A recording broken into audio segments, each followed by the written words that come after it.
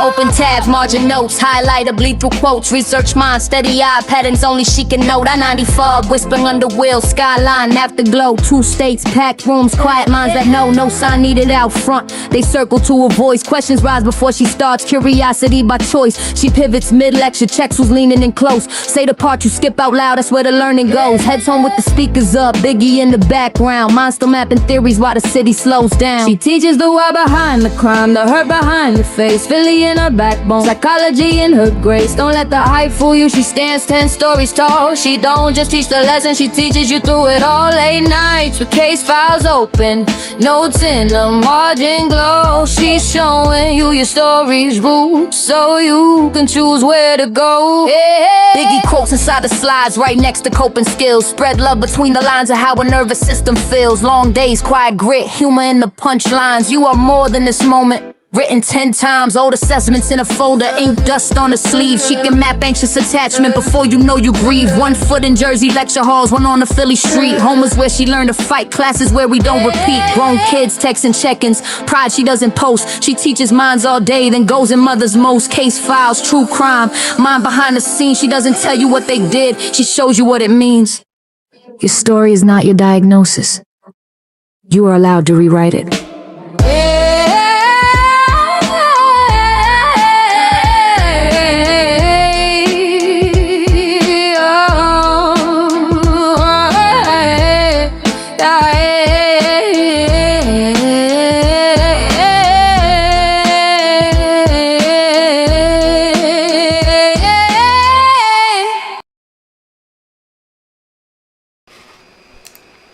Hi y'all. What are 17 of you doing awake? I thought I was the only one awake. Okay, crazy. I was just doing work and I'm like, I need a break. So, other than the fact that I'm going to lose my teeth because this is like my 6th lollipop. Oh, it's only 10:30 where you're at? It's 11:30 where I'm at. 9:30 for you, so why am I awake, I guess is what you're all saying. So me and Harlot, it's 11:30 for us. I think it's 11:30 for Cuff You too. How about that? Hi Wendy, hi Harlot, hi Birdie, hi Kel, hi Andrea. All our friends are here. Hi Casey. Who else is here? Welcome in, you guys, welcome in. Hi Shirley. If I didn't see you, I do apologize. I think I got everybody though, but just in case. So you guys, oh Wendy, hi Wendy. I have nothing planned. I literally just was like, let me take a break. So I came on, and usually this is when like creators would do like a subscriber only type thing, like where, or members only. That's what I meant, members only. But I was like, I don't want to do that because I don't want to leave people out that want to be here that maybe aren't members. So that's why I did it this way. And I'm so glad I did because I like that Miss Andrea's here and Wendy. How's everybody doing? So, you guys, I have no idea what's going on in the world of the news today. However, I did just see that there's a new ransom or something in the Guthrie case. What in the hell is that about? Is that real? And what else did I hear? Oh, and there was like new info on Jonathan Lee Riches. And I saw, oh, there's 2 new notes. Shut up. Does anybody think that they're anything? How's my taxes coming along? That's so funny you say that because they're right here. And I'm still putting them together. So, hi Ryan, finds truth. How you doing? Welcome in. Ryan, I don't have anything fabulous for tonight. Of course, the one time Ryan comes in, I'm not doing anything fabulous. But we're just like chatting and saying hi to everyone. And I'm glad that I did it this way. So, you think it's a fake ransom? You said some people think it's the family involved. Oh, some people think that it was, okay, so how many people think that this is like a new ransom, or do you guys think that this is a fugazi? It's probably a fugazi. But it was enough that TMZ reported it, right? So, I mean, I don't know what that, for some people, that doesn't really mean much, but usually they have something. So let's just see real quick. Let's look over here. I'm going to share this. And we are going to find out, since I didn't get to see it, we'll find out together. You're privy to the Bitcoin wallet. Okay. Yeah, and so far no money has been deposited. Oh, wait, wrong one. I thought I went on TMZ. I like this guy, though. To the FBI. And All right, that's not who I meant to go on, though. I frankly said to them, look, All right, let me go to TMZ, not TMZ through somebody else. My bad, you guys. Oh, it's a long day. All right, here we go. New ransom note. Here we go.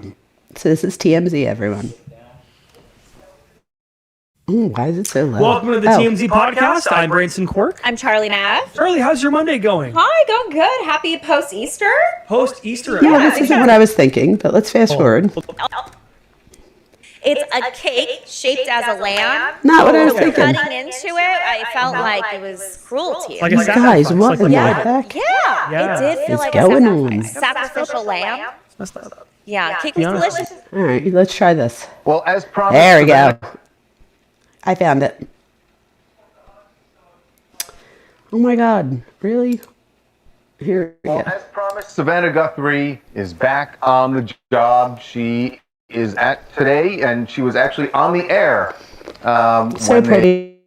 they started the show this morning. Remember, she had been back to visit them once during the last 2 months while she was dealing with her mother's disappearance. But this was the first time she went on the air, and everyone was watching to figure out what was her mood going to be, Joe. how could she handle this. Would she talk about it? Would she talk about it? This is how they started the day. Pretty shot of the sun coming up. Good morning. Welcome to today on this Monday morning. We are so glad you started your week with us, and it is good to be home. Yes, it is good to have you back at home. Well, here we go. All right, did you guys notice the yellow? The first thing I notice when I see this is yellow. And do you guys remember that they told everybody if they were going to do flowers to do yellow? Well, it's not lost on me that she's wearing yellow, that there's yellow roses in the background, and he's even wearing a yellow tie. Hi, Danielle. That's a pretty cool name. Go, ready or not. Let's do the news. Yes, so good to have you back. All right, those folks out on the plaza to welcome back our dear friend. Some beautiful signs out there. There's been signs for so long. They're going to be so excited to see I'm you. excited to see them, give them all a hug. I've been really feeling the love so much. So thank welcome you. back. Good to be back. Great to have you. You know what struck me about this? Her dress. The yellow. Oh, look at who also noticed the yellow dress. How about that? Yes, Joe. Yes, Joe. Yes. which is the idea of coming home. Spring and coming home, like yellow ribbons. I thought of it more as sort of a new beginning. No, Spring. I'm thinking of it as yellow ribbons. You went with Tony Orlando and Dawn when they tie a yellow ribbon around the old oak tree to invite back the soldiers. That's not. I don't want to trivialize it because that's actually become a thing too with missing people. Without question. With wearing yellow, so that really struck me. It's also a sunny color. You guys, they're talking about how it's a sunny color, how it's an Easter color, missing people wearing yellow, and they totally, I was so impressed that they realized that she was wearing yellow, but I'm not so impressed anymore because, in my opinion, she's clearly wearing yellow because she said that that's what her mom would have liked.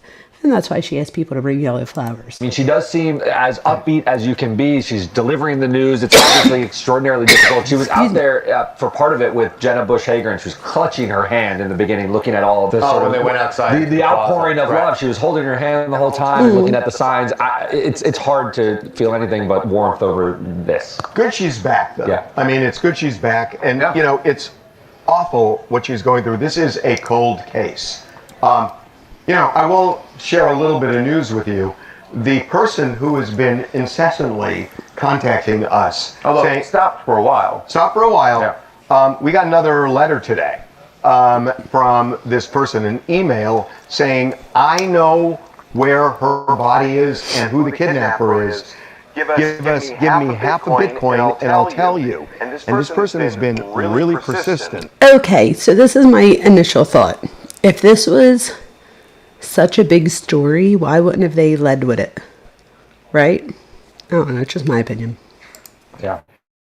Knowing that if it's a scam, it's a federal crime. Right. But they also made True, the point that's that they cool. wanted to make sure that they have nothing to do with it. Right. They've been in the country. Sorry, you guys. Who knows? We forwarded to the FBI, Right. as we have in the past. And for whatever reason, and this is the thing we haven't figured out, Yes, Cassie. you have to assume that the law enforcement, they believe that this person is not legit. Otherwise, they would have advised Savannah to pay the money. Can we just be really transparent? I think you're right that the law enforcement doesn't.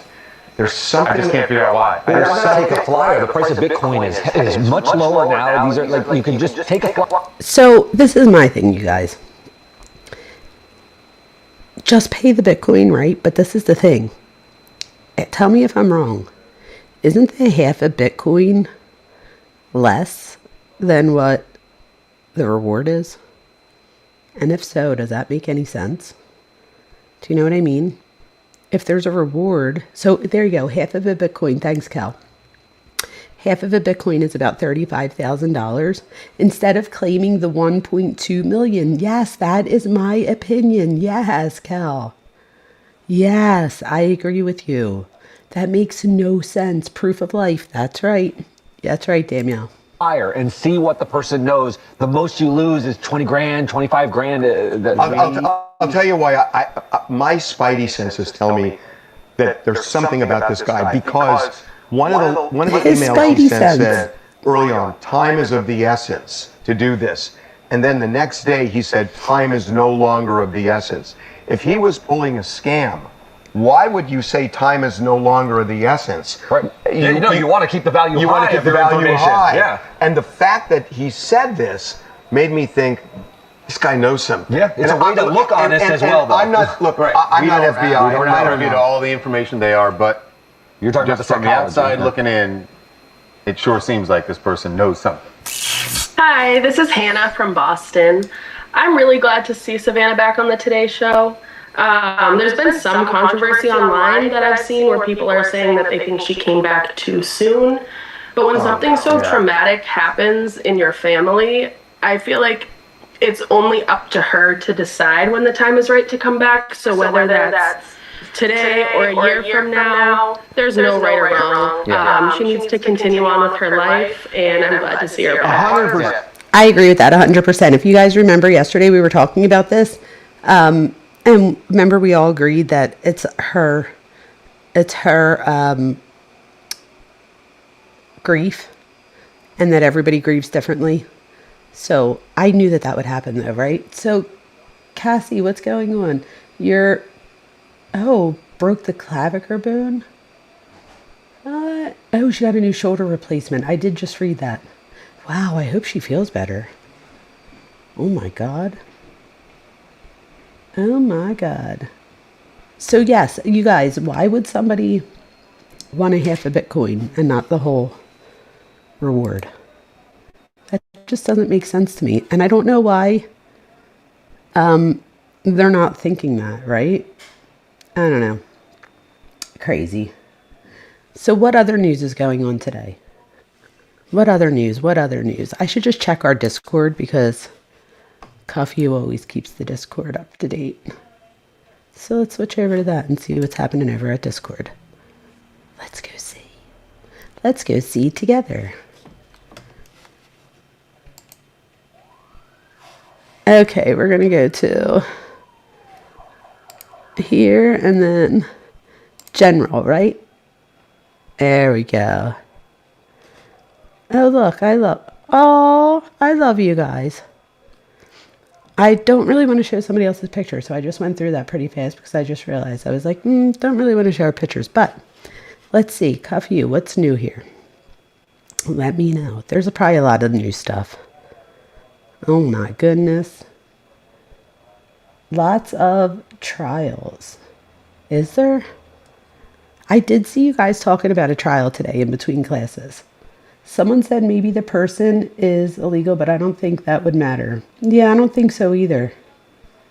What's the Tanner Homer trial?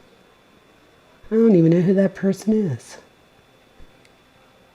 Please don't share the picture of your giant fat foot. Oh, I won't. That's why I scrolled all the way down. I'm seeing if there's something else in here. Let's see. What should we go to, you guys? How about JLR? What's the newest with JLR? Let's look him up. I'm going to share this instead. We're going to do JLR. Enter and see what comes up. Oh, look, he's got 10,000 people watching him right now. I cannot believe he is still out there. That's bananas. What? He said happy Easter to everyone. Oh my God. You guys, look at this. I'm not going to click on it because we're not going to give him another view. But one day ago, 187,000 people tuned in. That's crazy to me. Mr. Jazz Hands. Oh my God, Ryan, that's so funny, isn't it? He is Mr. Jazz Hands. And let me tell you something. He's been doing more with just his jazz fingers, right? So I know that Plunder, True Crime, she keeps up with this. You guys. Oh, and Gavin Fish, he's been keeping up with it as well. But I don't know how up to date his is, but there is like so many things out there. I don't know if anybody watched anything in particular that you would recommend. Hiya, Truth. Come on in, you guys. We're just hanging out. I have no goofy PowerPoint planned. I'm trying to think. What's the newest stuff? Somebody give me some that I could look up here or that we could click on. Anybody know anything going on? Ryan, what are you doing on your channel? Anything good? Everybody go over to Ryan Finds Truth. And go sub up there if you can. If you're ever interested in Zackary Lowe case, it's crazy. Who's Zackary Lowe? Let's look him up. Zackary Lowe. Wait, what was his name? All right, Zackary Lowe. All right, let's see. All right.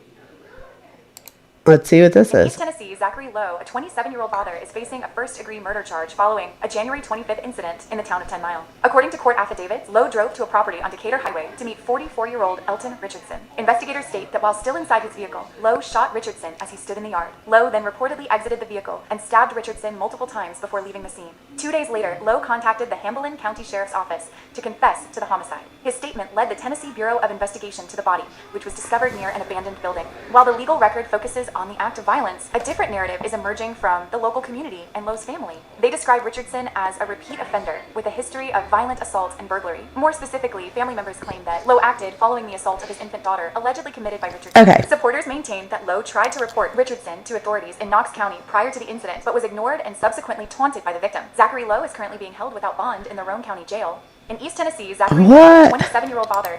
That's crazy.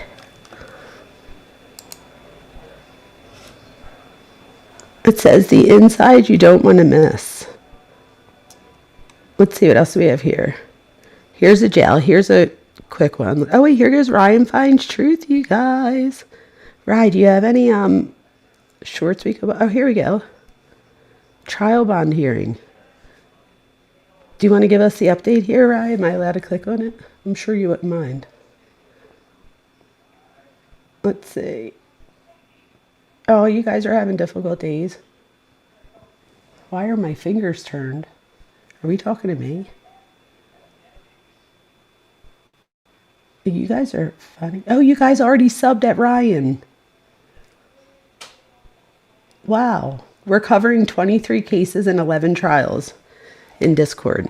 So you guys, everybody go over and look for the Zackary Lowe trial bond hearing. This was 6 days ago. I'm going to get up on this, Ryan, and then if that's okay, Ryan just gave us the okay to use his video. So let me catch up on that case and then I will do so. Oh my God, Gianna is being annoying. Oh, there was an interview. Hold on. He did an interview? Why would he do that?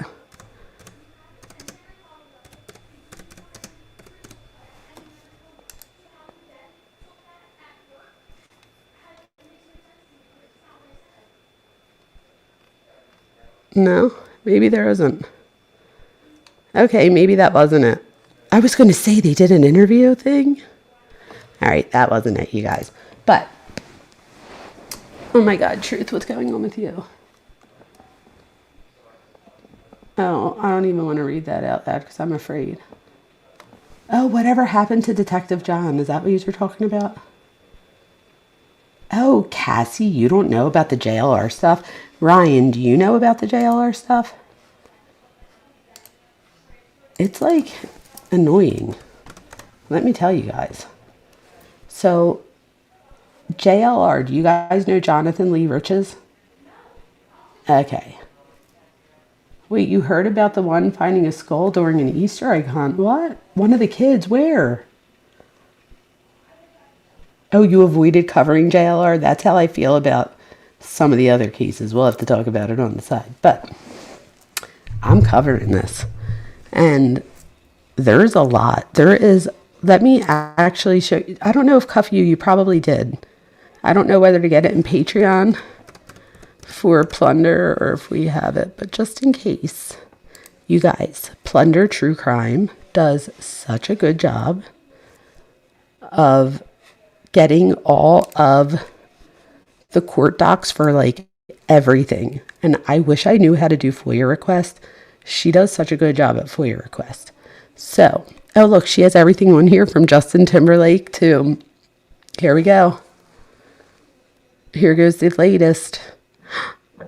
2 raw audio calls.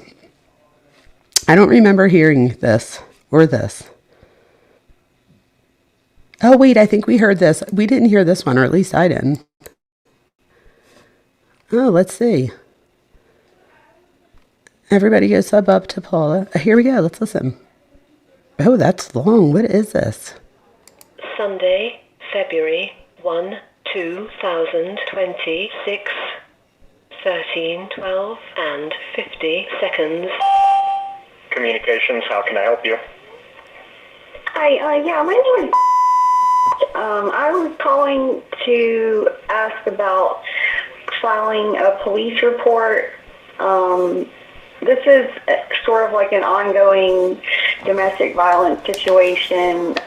Your office just served a protection order on my behalf to the respondent that lives there in Pasco County.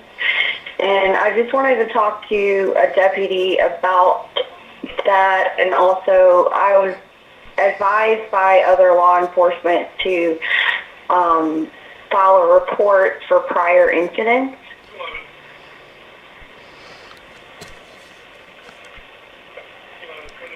Okay. Give me just one moment. I'm just putting a couple of call notes. You guys are talking about a crazy case. I need to look that one up too. About a kid finding a skull at an Easter egg. What? It was a child's. Oh no. I'll check that out too. All right, yeah, I can get something started for you here. What's the phone number we're speaking on? Can I put this? Oh, all right. Sorry, guys. Sorry. That was a bit much. Let's hold our ears for 1 sec. Oh, it's not over? And repeat that phone number for me. Oh, please don't repeat it. Let's skip ahead 15 seconds. Let's do 30 seconds. Oh! Gotcha.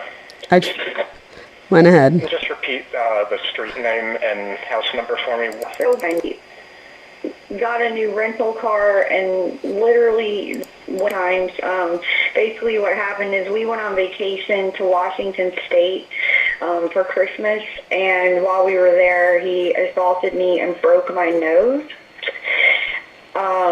And then he went on the run to avoid being arrested. They had warrants out for him for felony assault, and so he got a new rental car and literally drove across the whole country all the way back to Florida. And I flew back and got back before he did, and I was able to clear out all my belongings from the house and leave. So I actually came to Arkansas, so that's where I'm at now. So you guys, the last time I heard anything, at least over here, was we didn't know. So the last we heard, she was at the airport and she calls them and she asked them if they served it yet, because she wanted to know if he was in the airport with her and if he would be home when she got home. Somehow in like documents after that, I did read that they knew that he went back to Florida via the vehicle, and I'm assuming that they know that because there's probably a GPS on the car, right? So they knew that he drove back. But she is saying that she thinks that he was trying to avoid getting arrested. Yes, Magnolia is going through hell. I agree. This is where my family is, so I escaped there. It's been a few weeks now. I've been in Arkansas. And I just had surgery, and I'm recovering from surgery. But, so I had done the protection order. Oh, so she had the surgery by this point? So by 2/1, she already had the surgery. Wow. The police in Washington, the case is pending in Washington, but the authorities there had told me to get a protection order. So once I got here to Arkansas, and I was able to do that, and I guess that's been served, but they had also told me that I needed to speak to Pasco County about filing a report for prior assaults that are actually referenced in the police report. Oh no, Joe, public service announcement. Joe, if you are reading this and making your dino nuggets, Joe, Harlot just said that Walmart had a recall on dino nuggets because there was lead in them. So again, public service announcement for Joe making his dino nuggets to make sure he didn't get them from Walmart. Washington, because I told the police about prior incidents. So they wanted me to file a report on that. So the issue is that I'm not there in person. Yeah. So that's why I need to talk to a deputy. I had talked to a deputy last week when I called to see about the protection order and if it had been served yet. And I talked to a deputy then, and he had told me that, well, he suggested that I go to Garland County, Arkansas Sheriff's Department and ask if they could fill out what he called a courtesy report. Yeah. And then Joe, don't eat dinos. I went there Friday, and they said that that's not really something they would do. So they just said I should call back and try to initiate a report over the phone. Because I just want to have the assault reported, because the reason I didn't report in the past is because he threatened to kill me if I did. So now that I'm safely away, I want to at least have a report. Does anybody notice her confidence in this call as opposed to the one that we heard right after the incident? In the one after the incident, even the one where she's still in the airport, you could hear the fear in her voice. Now, I hear confidence in her voice. She must be going through hell now, but at this moment, I don't think she knew that in, a few months, we would all be listening on YouTube and stuff like that. So I'm glad that she felt more confident here. She even says that she's safe here. I understand. I'm sorry, was it, I know he's your ex, but was it your ex-boyfriend or ex-husband? It's boyfriend, yeah. We own the house there jointly, so my name is also on that house. Oh, I would and die, a few Miss other Hagen. assets.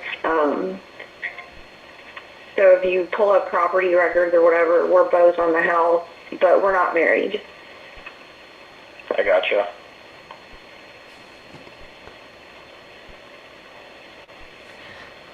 I mean, the only reason I didn't stay there is simply because I don't have any family or anybody in Florida. Oh, I thought she meant at his house. I moved there because of him, so. Okay, you guys, there you go. So she just said that she only moved there because of him. So she only moved to Florida because of JLR. Why is this important for me? This is important for me because we see with many domestic cases, right, that there's an isolation period where people start to isolate you from friends and family. And it seems like he was able to do so. And she went down there, you know, to go live with him in the illusion that they would live happily ever after or I whatever. actually had the option on the I added that protection part. order to have him removed from the home. And if I were planning to stay in Florida, you're funny. That's what I would have done. But I don't have any like support system in Florida. Too bad she doesn't know cuff you. She would be good support system. Not that Florida isn't huge or anything. All right. So, just so I know, I have my call notes here just to confirm. You had a protection order served against your ex-boyfriend, and your local sheriff told you to file a report about previous assaults that had occurred here with our county. Mhm. Okay. And you'd also like to speak to a deputy about just the general situation. Hi, Neva. Yeah, well, I just need to know how to go about filing the report, what all I would need to do for that, because they were telling me here at the Garland County Sheriff. Is it me? We're almost 8 minutes into the call and they're still not filing the report yet. Like, what's happening? I probably would have given up by now, and I'm just being honest. I would hope that I wouldn't, but I might have just been like, you know what? I'll call you later. Like, and the other thing is, I hear you guys talking about your bloodhounds. We all know what our co-host is over here next to me. That's going to bitch in about a half hour. Thor's a bloodhound. You guys, that's heartbreaking. I would die if something happened. Oh, God. Sheriff's office, they said that they said if it was a crime that had happened here and it happened a few months ago, they would just take the report over the phone and then, you know, assign it out to be investigated, I guess. But Joe didn't get back I yet. just don't know how you do things there. I gotcha. Now, how long ago did the assault happen? I can't stop yawning. I'm so sorry. I had a long day. Basically, over the course of our relationship we were together for 3 years exactly. Oh, and why didn't I realize that they were together for 3 years? Oh, that makes sense. So you guys, we've talked about this before with DV, right? Usually by the time somebody calls the police or gets the police involved, there's already been dozens of assaults. So I'm not surprised that they've been together 3 years before she finally left. And this is the thing. People say, why do people stay? And I know that I'm preaching to the wrong people here. I know you guys know, but in case anybody's watching and they're like, well, why do people stay in this situation? They don't usually stay because necessarily that person, because eventually they wind up disliking that person too. The problem is that that person becomes not only a sense of fear, but it's also their sense of security. So when the same person is the source of fear and the source of security at the same time, that sends so many mixed signals to the brain and to your thought process and to your internal working model or your internal voice that tells you whether you're deserving of being loved, of loving someone else, of calling the police and getting somebody to write a report for you and have your ex arrested if they put their hands on you. All of that is building throughout this process. Over the last 2 years is when he started becoming violent, and most of the time... Kel says it's hard to understand. I'm so sorry I paused that again. It's late day and I totally forgot something I was going to say. So the reason the understanding part comes in, they often, it's not usually about leaving them, it's about the fear of the unknown. So leaving and not knowing what that means is actually quite more anxiety provoking often than knowing that the person you're with and knowing what they're capable of doing. So even if what they're capable of doing is something that hurts you deeply, the knowing often will be chosen over the not knowing what might be in my future if I leave. And we know that usually when people leave, if they have the right plan, that things usually work out, right? It sounds like it did here too, so I'm glad to hear that. It would be like a strangulation incident. Strangulation. Makes sense, time right? would go by, and then he would do it again, and that was what it was for the longest time. And then all of a sudden, late summer, it escalated. And how do you escalate from strangulation?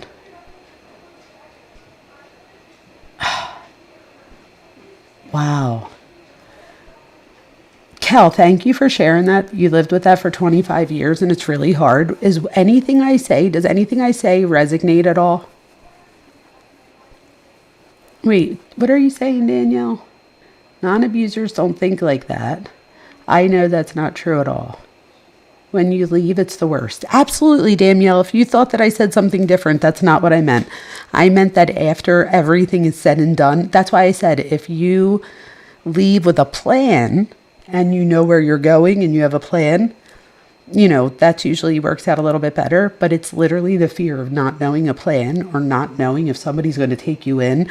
Are people going to, accept you? Are you going to have a place to stay? Do you make enough money to live on your own? Are you going to need a down payment for something? Are your kids coming with you? Do they get to take your kids for half of the time now?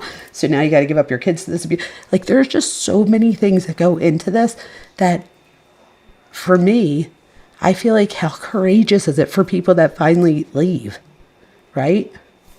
So, oh, yes. Oh my God, cuff you, yes. Oh my God, truth. I need you to read my thought process. Oh my God. Truth, remember the file thing we talked about? Well, cuff you thinks that once and that, yeah, you got it. The specific assault that I want to report was September 6th. Gutter snipe. 7th, it was like overnight, the 6th, 7th. And then that's the one that I want to report. And that one, it was like insane. He just beat me with his fist like over and over in my head and my face and my ribs, just all over. While I was on the floor cowering, like he just kept on beating me. And I almost went to the hospital after that, but he just always would threaten. What he did after that assault is he started recording me. He started recording me like having an emotional breakdown. And he recorded like multiple videos of me after that, and told me he would post those videos if I ever like reported him, things like that. So I feel pretty certain that given his criminal case that's happening, that he probably will try to use videos against me and things like that. But yeah, so that's the specific one. It would be September 6th to the 7th. And then, in the report, I would also like to reference prior strangulation incident. Okay, you guys, I can't even help it but to stop here. So the manipulation is like religious cult. So, hi, Neva. You guys, there is a lot of manipulation that often goes on here. There's often a lot of grooming that goes on here. And, excuse me, Gutter Snipe, I think it was, said that, why did she just has to figure out now why she stayed. And again, I think people stay, like I was saying before, because the fear of not knowing what happens if I don't stay. You know what I mean? It was like an ongoing thing. the one from September, it was really brutal. So I had really bad bruising on my face, and I've got the pictures and all that. But Cal, so perfect. yeah, I just think that it's important to have a record of that, because in the Washington case, Washington State has what they told me in the hospital is that they have pretty extreme domestic violence laws. And so their case will almost certainly reference prior incidents, because they look at patterns, is what they look at, like a pattern of events and escalation and different things like that. And so they will most likely, Wait, what happened, Case? What the hell? Oh my gosh, I just got a notification that a tractor trailer overturned on the highway right by your house. That's scary as hell. That's so scary. There was another comment I wanted to read too. Oh, I know what it was. Kelly writes, you know what it was for me? My girls started getting a little bit older. They were 8 and 10, and I realized how much they sense things, and I didn't want them to grow up and marry someone like him. And that is literally, I have goosebumps. That's like the statement of the year there. So I think that it's so important that you did that, because your daughter was 6 weeks old and her dad was screaming at me because I was breastfeeding. And when she shuddered at the sound of his yelling, I knew I was leaving him. Wow, Cassie. Okay. Wow. Either way, both of you got out of there. So thank God you both got out of there. But Kel, the fact that you knew that if you stayed, you would teach your daughters that it was okay to be treated that way is the huge thing here, right? Whatever's good enough for us ends up being good enough for them. So if we allow it, they allow it. My husband and I, we don't call each other names. So forget putting our hands on each other. That I can't even imagine, you guys. Like, there's so many things that we talk about on here that I've experienced before. That is the one thing that I have not experienced, thank God, right? I give you so much respect and gratitude for being able to see that you needed to make a change, facing the fear, and then going for it. You probably changed the trajectory of your lives and your children's lives so much. So good for you. I'm proud of you both too. Nice. And for all the other people in here that were in similar situation. Way prior incidents and things like that. So brave, that's it. I think it's important to have a report filed. And I've also made a written report. Like I kind of put everything together, and I've made a printout that I took with me to the sheriff's office here in Garland County. That sort of just is my report. It's what I want to say in the report. And so I don't know if that's helpful, or I could email that. So she's definitely trying here to make sure that they're taking her seriously. I just don't know why it's like, I feel like she is giving, and they're not. I don't know. Are they just listening, or is it me? Yeah, we will get on that in just a moment. I'm just putting a few more call notes in here for you, and then I'm going to ask you a couple of questions, okay? See, that I was right. I didn't feel like he was paying attention.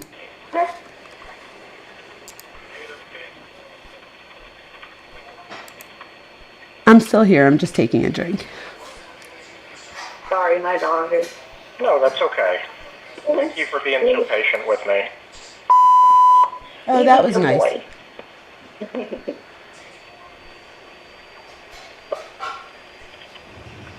Yeah, this has been like an insane last month. I mean, I can't even describe.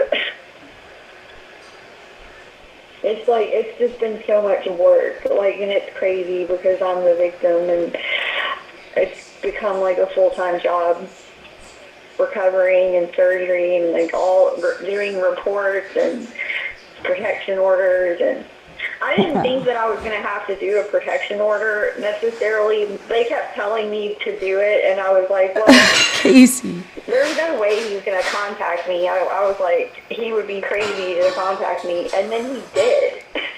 He actually did. A couple weeks ago, he emailed me about money. Because he's trying to basically take all the assets out of my name without anything in return. And that's what he emailed me about. So I went ahead and filed the protection order right after he did. I mean, I couldn't believe that he had the nerve to contact me. Gotcha. Now, I have a couple questions for you. Yeah. What's your boyfriend's first name? It's...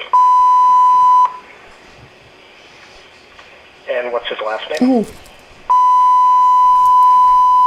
Sorry, you guys. That's horrible. And what's his date of birth?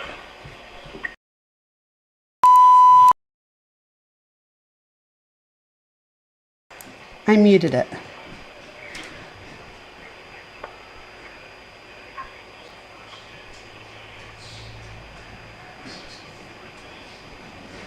Both of you are bad bitches.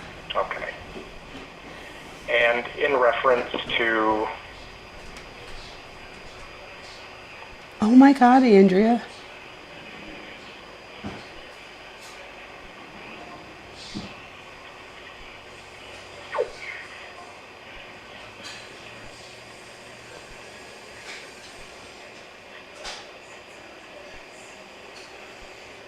And I'm sorry, just because one of my dispatchers is asking me.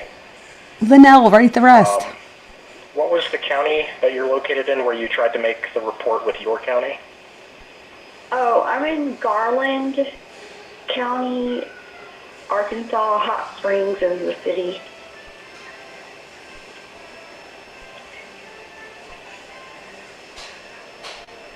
And they're the ones that I went and I did the protection order through their courthouse. Because it's a nationwide, well, I mean, I'm sure you know what it is.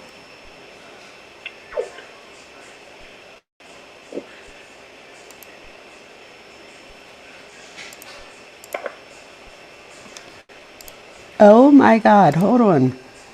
What the actual heck? Mine was a tall, handsome third grade teacher that I met when I was a nanny in Denver. Oh, snake professing to be a Christian that I felt I had to marry, controlling, had 4 kids, and he took them. My son took his life. I was so afraid. I get it, and I'm so sorry. Wow, Linnell. What a story. Wow. You know what? They definitely come in all disguises, for sure. And I don't know if you were here the other night, but, you know, unfortunately, you have people here. Were you the one that we were talking about the other night? Someone's son was 30, and I know that Andrea's son was 16. Oh, you guys, what a horrible, horrible, horrible thing to go through. I am so sorry.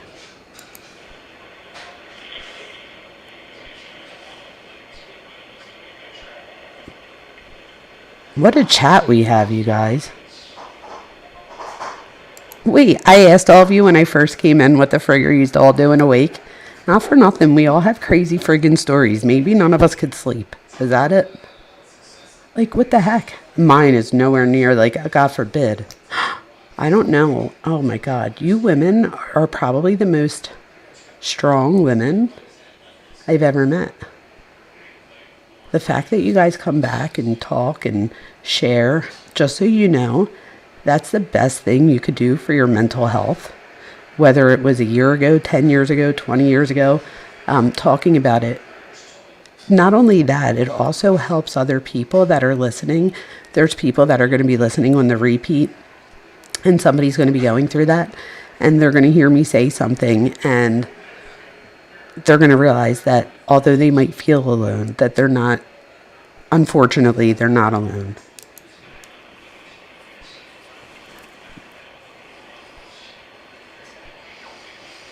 Yeah, right? They give me inspiration too. Again, thank you for being so patient. We're just trying to figure out what the best way to get this report handled is. Yeah.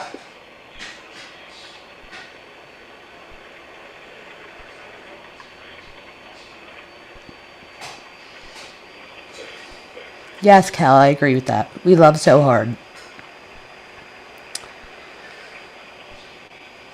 We do have the greatest community. Like, it's just shocking. Does anybody else feel like, is it just that, if we get back to this real quick, this call, does anybody else feel like, is it that the guy's not that, the 911 operator, are they just not trained right? Like, I feel like they're not asking her the right questions. I feel like they're more worried about intake here. I mean, I could be wrong.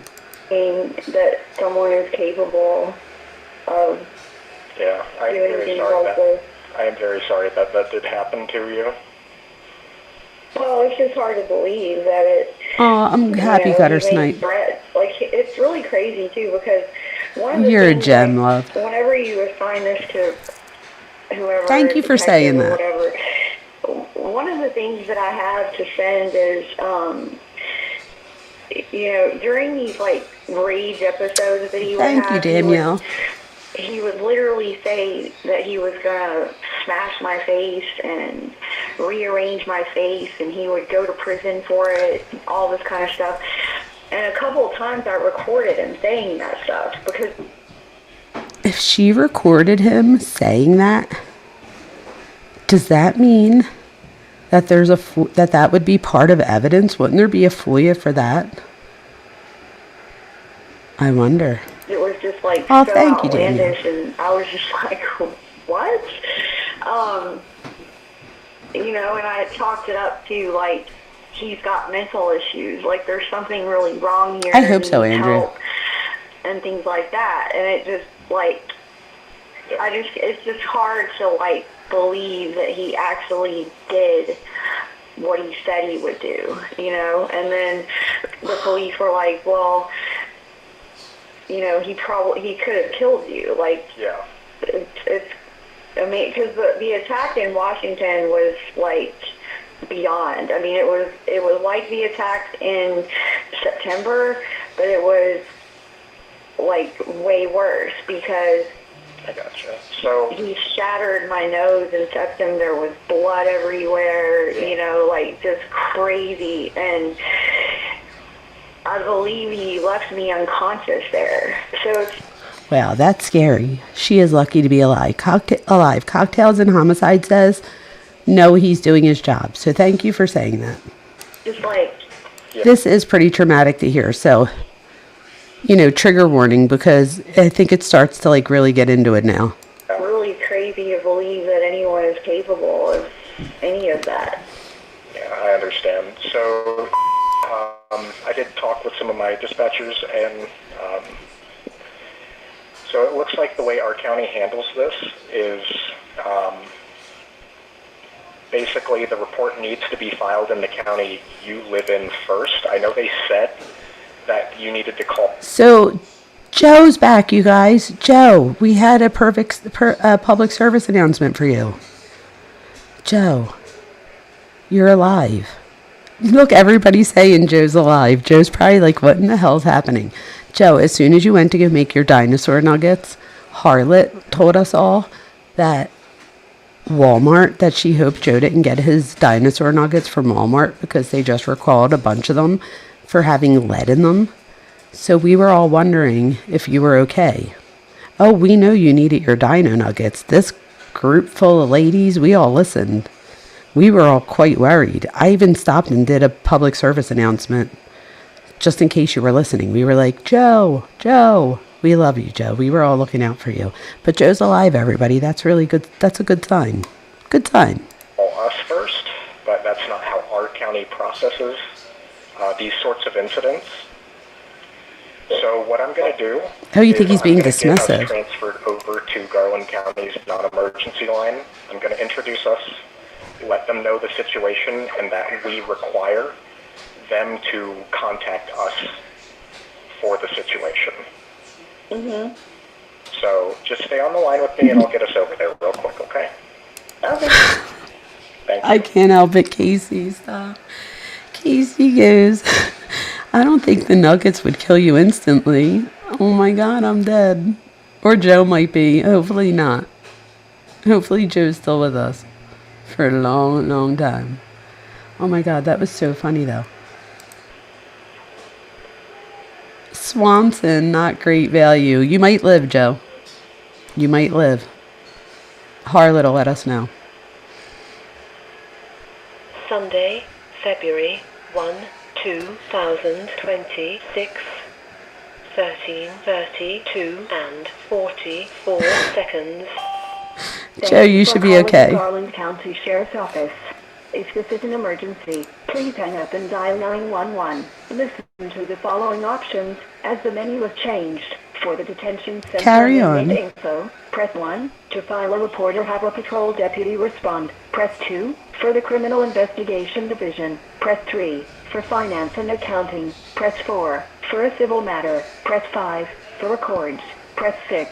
For fines and fees, press 7. For PIO or media inquiries, press 8. For the operator, press 0. To the next.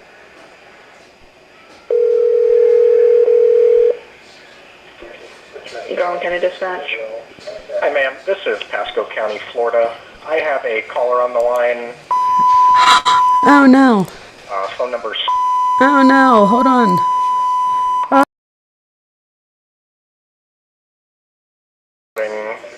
I tried to mute it. Basically, she had had a domestic battery experience here in our county. But since she lives in your county, the way our county handles these situations is the report needs to be taken by your county first and then sent via teletype to us. Oh. So I'm not sure how that would go because that's not how it works here. Oh. And usually the only reason we would take a report is if it happened here within Garland County. I'm not sure if a deputy would make a report for your county and then send it to you. Would you? All right. Yeah, thank you. Cassie, me too. They lost me after press 3. And then I heard press 0. Sorry about that. I got a bunch of stuff going on. No, you're okay. I know how it goes. Yeah. I'm not trying to be rude or anything. That's just usually how that goes. I'm not 100% if they... Unfortunately, it kind of sounds like both of our jurisdictions kind of butt heads on how the process is handled. And then we're left to kind of... Pasco County, Florida. Yes, ma'am.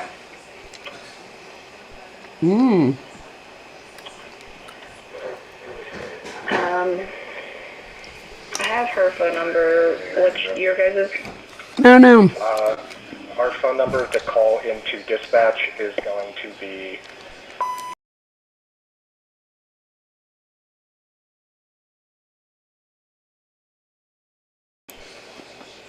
I think I muted it.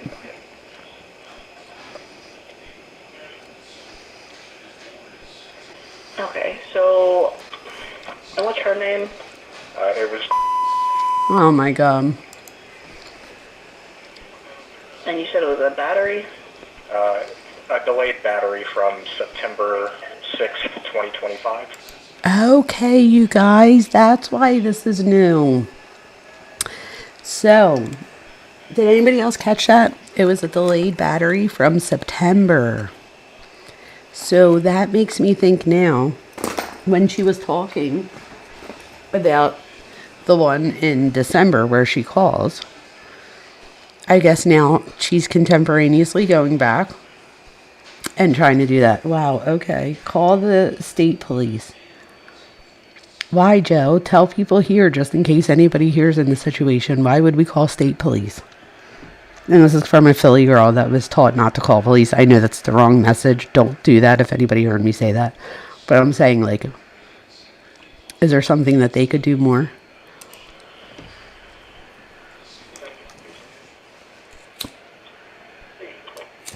And that occurred last year. Yeah. So I can call, they're really busy right now. We have a full board going on.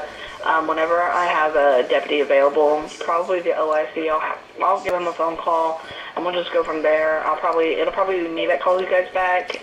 I have her name and her phone number as well. I do have her on the line as well. I can have her talk to you if you need any information. Yeah. Okay. I mean, She's like, oh man, I was about to go to lunch. information, but I just feel like it's just repeating herself from what she's already told you guys, and I don't want her to have to do that if my deputy's not going to take the report just because she lives here within Garland County and a battery occurred in Florida. Can I have her phone number again? I wrote Oh no. Her phone number.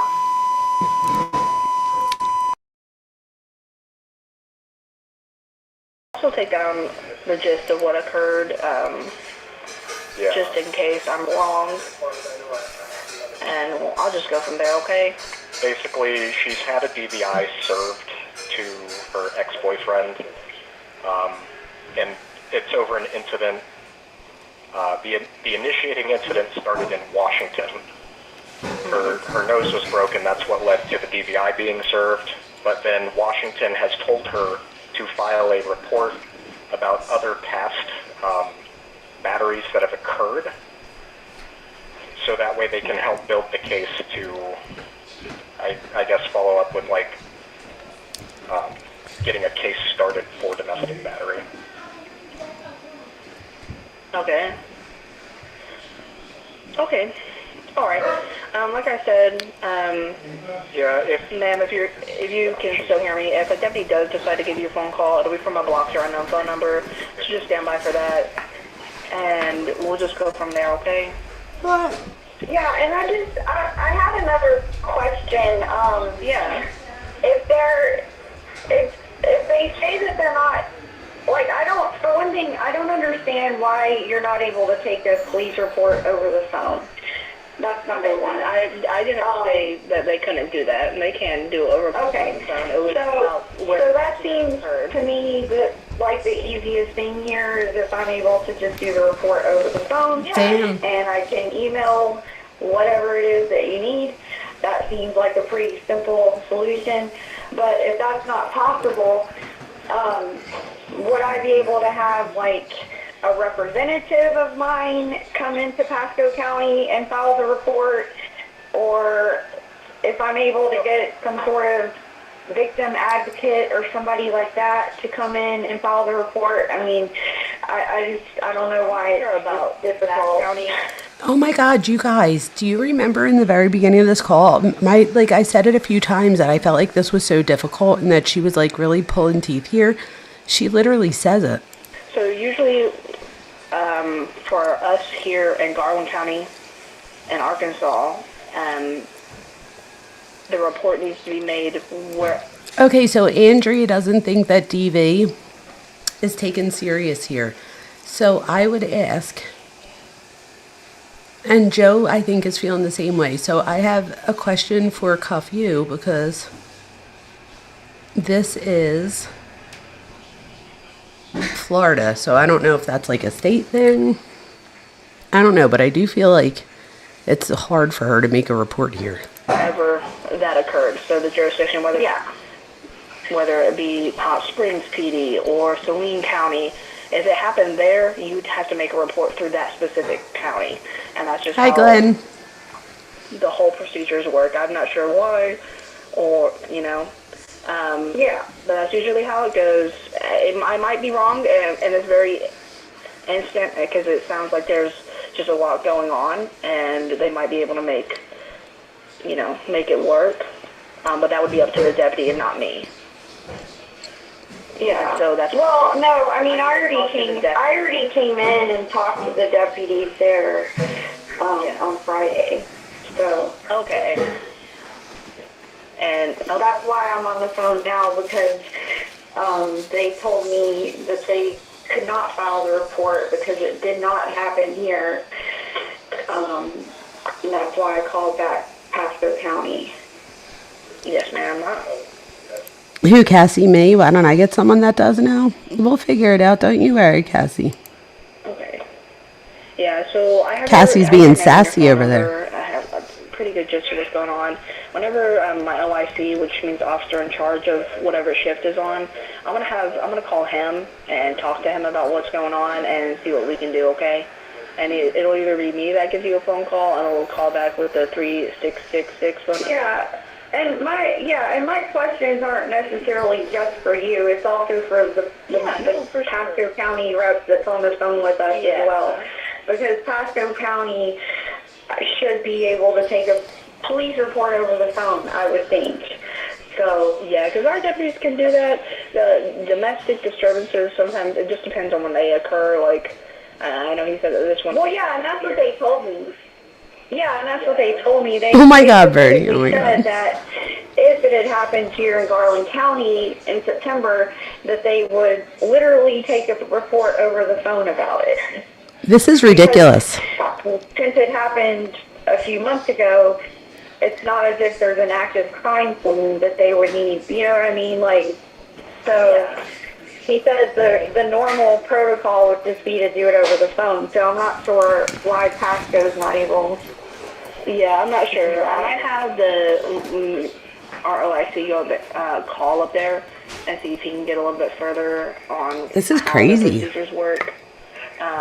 Yeah, but I do have to go. There's a lot going on. I have to answer this 911 call, but I will call you back. Okay? Yeah. Yeah. All right. Thank you. Oh my Thank you, Garland. God. I appreciate you as well.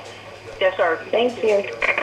Sunday, That was rude. 1, 2026, 13:42 and 05 seconds.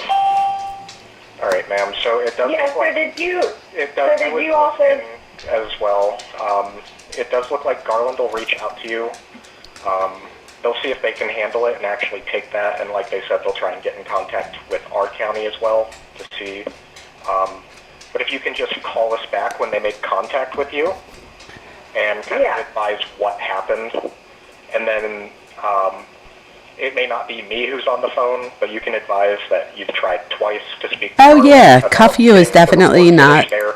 I think that was towards me, not cuff you. I think it was why don't I get someone on here that knows. I was just asking cuff you because she lives in Florida. And if anything, sometimes I tease because I'm like, oh, cuff you, we're talking about Florida again. But she knows I'm just messing with her. We love cuff you over here. And they're just, they can't handle it there. And then And I mean, if you could find out.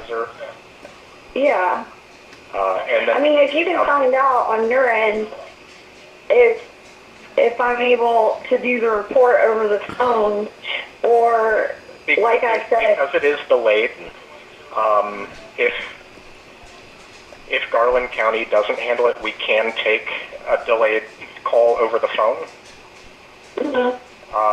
But like I said, I was told by my supervisor that we have to try and initiate it with Garland County since that's the county you reside in.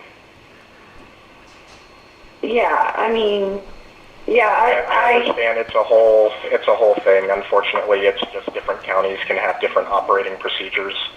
There's not one standardized approach to how these are handled, unfortunately.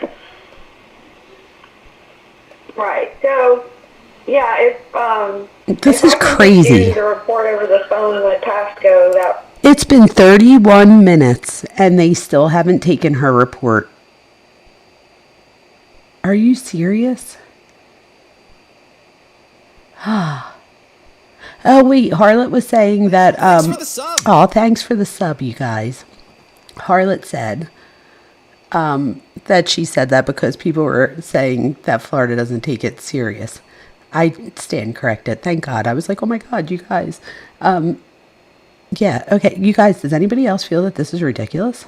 that would be ideal. But otherwise, also, I wanted to know if that's not option if someone else can come in person. Because I just don't understand why I would have to actually be there in person to file a report. Yeah, I unfortunately, I'm not a deputy. I'm just a Unbelievable. caretaker here. I don't know the whole process. This is just what my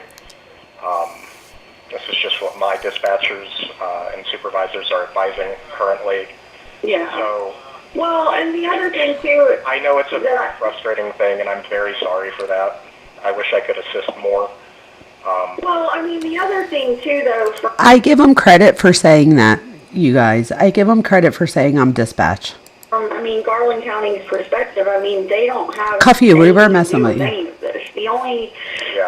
Like Harlot said, nobody expects you to know all the answers for Florida. Involvement that they have is they're the ones who filed the protection order. It's just our Yes, Cuff you, I agree. the way we do it is.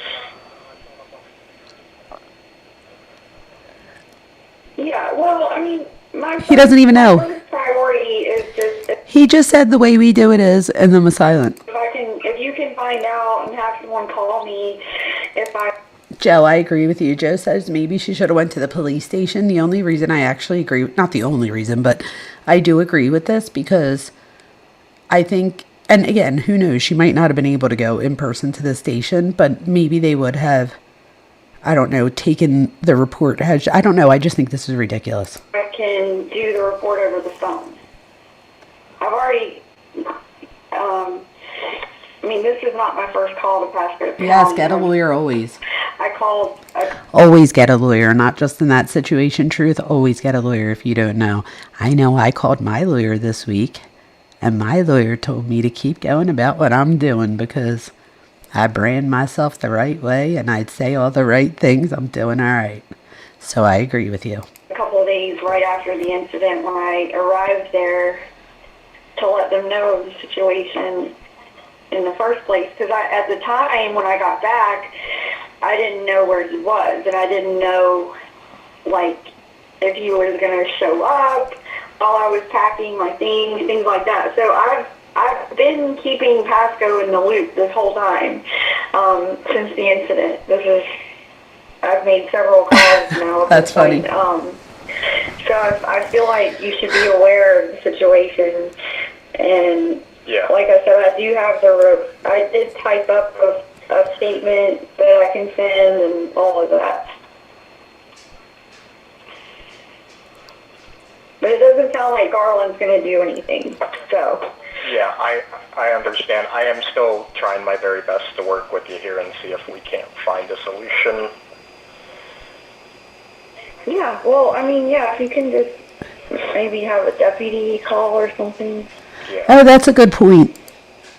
Linnell says that they might be too scared to go to. So that is a good point. So that makes this even that much more egregious, in my opinion, because, like you're saying, because of that fear factor, which is why I'm so glad that we talk about this together, because, again, a lot of the things that I talk about on this channel, I have firsthand experience with. This one, I do not. So that was a good point. Thank you for bringing that out.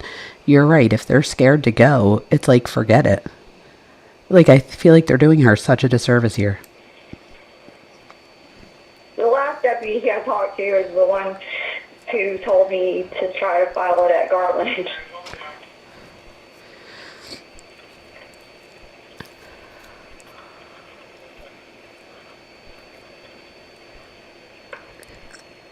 I'm sorry, I'm just communicating with a couple of my supervisors as well, trying to figure out the best course of action if we can. Oh. Because if I can just handle it right here, if they just give me the go-ahead and say, yes, just go ahead and start the call, then we can be done here really quickly. It'll just take me a few hours to get a response.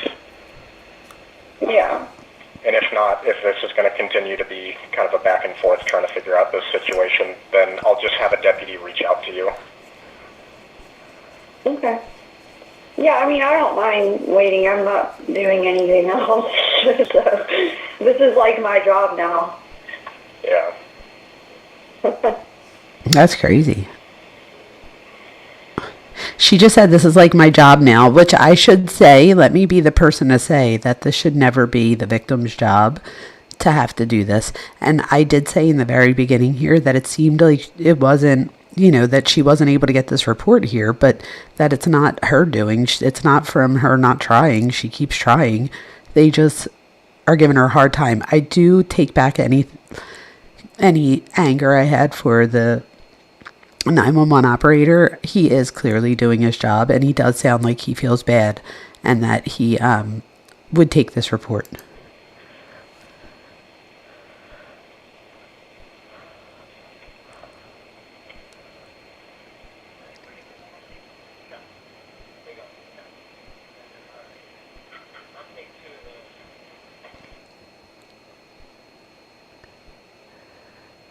I hope they let him take the report. Let me skip 15 seconds, 30 seconds. Yeah. So I did just receive confirmation from another supervisor because you, as the victim, live in their jurisdiction. They have to start the report. But we'll have a deputy call you as well. Well, so but here's the thing though. You keep saying that I live in their jurisdiction, but my driver's license says that I live in Pasco County, Florida. Wow. I'm staying at an Airbnb. I wouldn't characterize it that I live in Garland County. Okay. I mean, I'm literally just here for safety reasons and to get medical treatment. I got it. So, I just think it just sounds weird when you keep saying that I live in their jurisdiction because I literally just got here like 3 weeks ago. No, I understand. Just from the information I had, I was led to believe that you might have been staying up there, not trying to come back to Pasco. So that's why I was saying live there. I don't know if I'll come back to Pasco.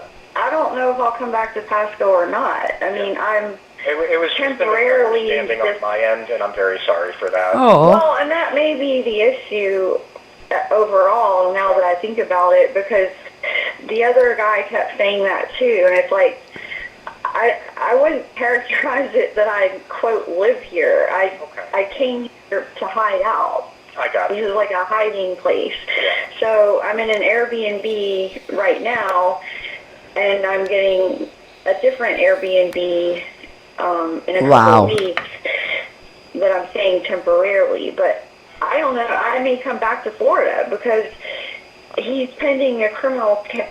Like, his case in Washington is very, very serious. Yeah. And they told me that they intend to extradite him. So they can file charges and extradite him tomorrow, for all I know. And then the house. I stand corrected. Joe said he's not the 911 operator. He's a civilian employee to handle non-emergency numbers. Thank you for that. For good. And he's not a cop. So then I may come back to my house. I mean, but my house is in Pasco. That's where I live. Yeah. So, right now, I'm basically on vacation here is all. Like, I don't have a driver's license here. I don't pay taxes here. I don't have a job here. I don't have any of that. So I live in Pasco County for all intents and purposes. This is crazy. All right, I gotcha. So what we're going to do is we're going to have one of our law enforcement deputies reach out to you via phone, and they should be able to give you some more information. Unfortunately, I'm not a deputy. I just work in dispatch. Yeah. This is the craziest thing. They should be able thing. to talk you through the process, get a little more information about everything that's happened, and be hopefully in a much better position to further assist you with this. Wow. Yeah. So. Yeah, and so and they usually call back from a private number too, right? It'll be a private restricted or blocked number as well. So hopefully you'll hear back from our deputies as well fairly soon. Yeah, or It should definitely. Yeah, either that or Garland. And if I hear back from Garland, I'll let you know. And what was your name? So, because in case I need to call back. Okay, my name is like. Funny, because my last name is and I named my dog. Oh my God. So she just told us that his name is the name of her last name and the dog. That's fun. That's funny. Yeah, I have a dog named. Uh-oh. Alrighty. Well, I'm sorry this took so. Well, I'll remember that. Yeah, I'm sorry this took so long, and hopefully we. It's no problem. I understand it. No, I understand it's completely complicated. I mean, I've been dealing with this for a month now, and it's just, you don't even know. It's because it's just, this is like one component. I also have all the medical stuff I've been dealing with too. That's crazy. Yeah, I gotcha. Alright, so just be on the lookout for phone calls from blocked, restricted, or private numbers. That's either going to be Garland County or us. Yeah. And hopefully a deputy either in Garland or one of our Pasco deputies can, hopefully someone will take it for you. Okay. All right. Well, I appreciate you helping me and taking the time today. Not a problem. I'm sorry it took so long, but I hope you have a safe rest of your day. All right. Thank you. Wow. All right. Bye-bye. Bye. Sunday, February 1, 2026. 14:57 and 08 seconds. It is Phillips. How can I help you? This is Corporal Yarborough with the Guthrie Sheriff's Office in Hot Springs, Arkansas. How are you? I'm all right. How about yourself? I'm all right. I'm following up with y'all calling and speaking to my dispatch about a crime that occurred in y'all's county. Okay. Do you happen to have a case number or address in our county? This is a follow-up from yesterday or day before yesterday. Some lady that was living there in Pasco County got abused by her husband. She's living here in Garland County now, and y'all are trying to get us to do the report. So I'm trying to speak to a supervisor or somebody about that. This is Okay, I gotcha. this is days later, you guys. Days later. One moment.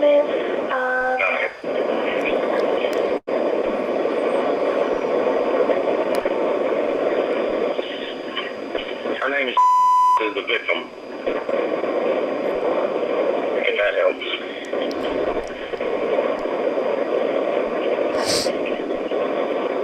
And then, I'm sorry, what's a good callback number for you in case we're disconnected while I'm pulling this up or trying to pull it up? You just had to call my dispatch.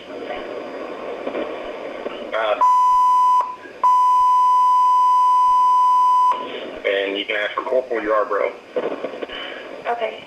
If I have one of my units do the callback, if I ask for you directly, will they just be able to transfer over to you? Yes, ma'am. Yeah, I don't get, because we have our personal cell phone. We don't have county issued phones, so I don't give out my number. I gotcha. Okay. I just wanted to clarify because, like, I don't have direct transfers over to my deputies. That's why I wanted to make sure. So.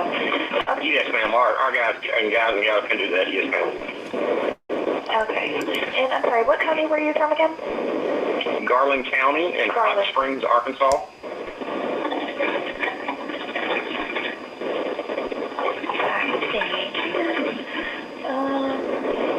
Okay. Yeah, my dispatcher didn't get who she spoke with today. It was a guy, though. I do know that. Okay. So we've had a busy Sunday here in Garland County. Me too, cuff you. Give me 1 minute. Yes, ma'am. Is this for real?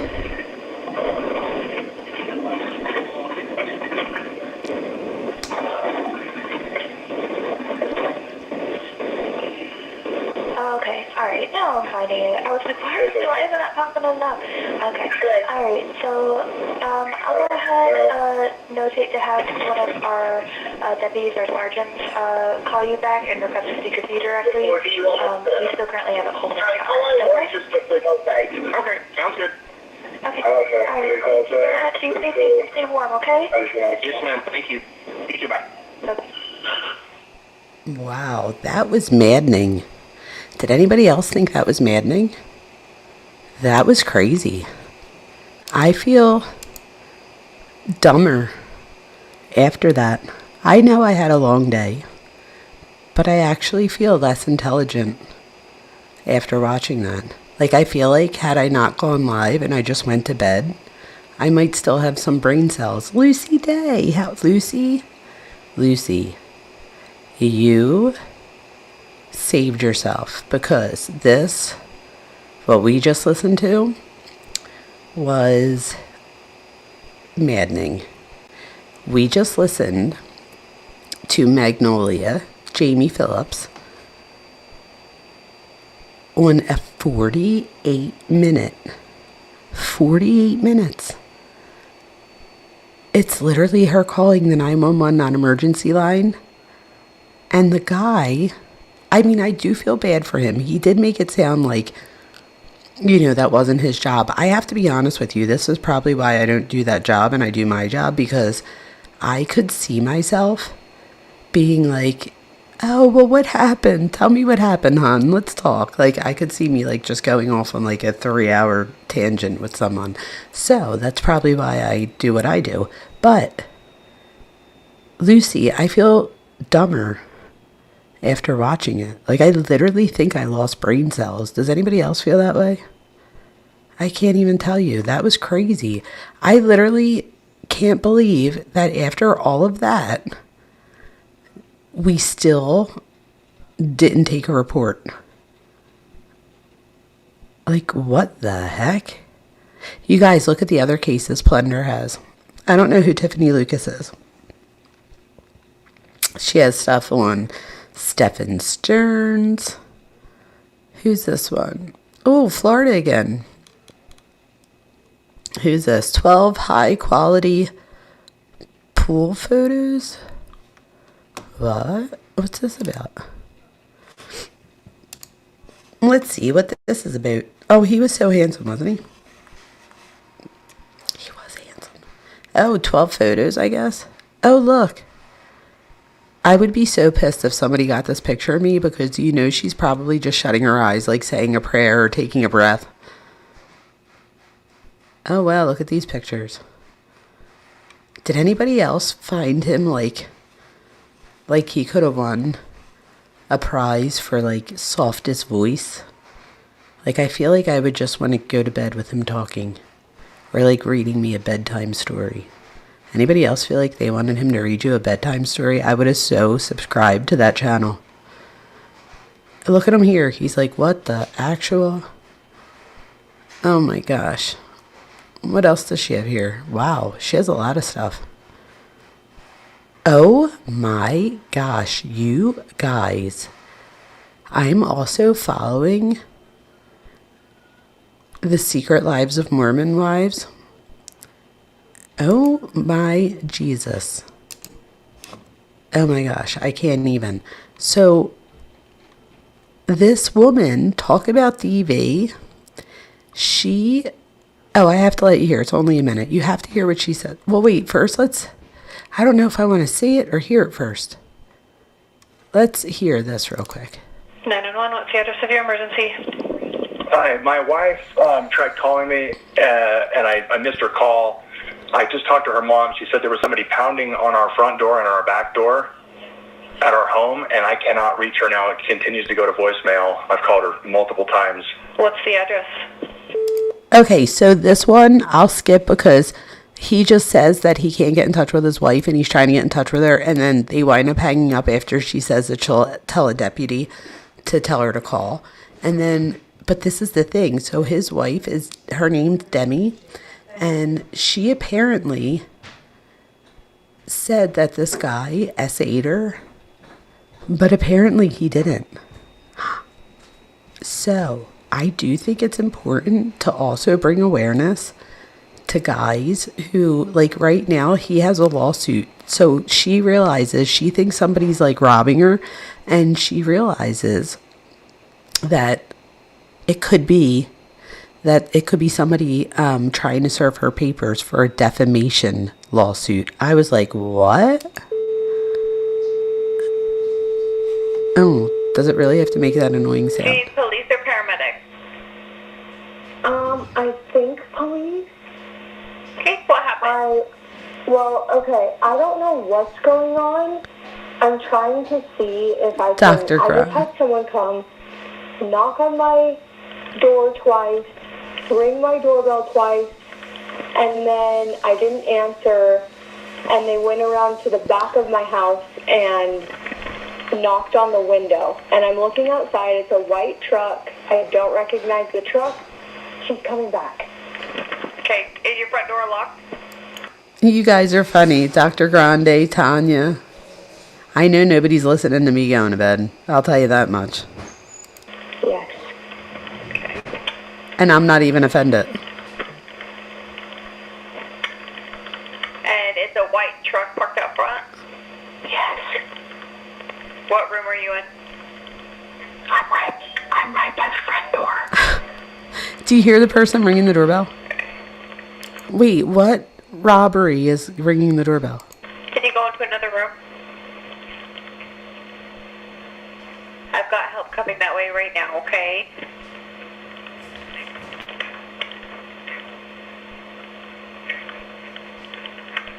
Okay, I'm in the bathroom. Okay. Hi, Ash Just Cash. keep me on the phone. I have help coming that way right now. You said you didn't recognize the truck? I don't recognize the truck or the man. Okay. And I have all the doors locked. Do you have any weapons in your home? My husband has a gun, but I don't know how to use it. Okay. So I feel like she thought there that they were going to ask her to go get it or something. Calissa. Hi, Calissa. Where you been? Locked up? Yes. Okay.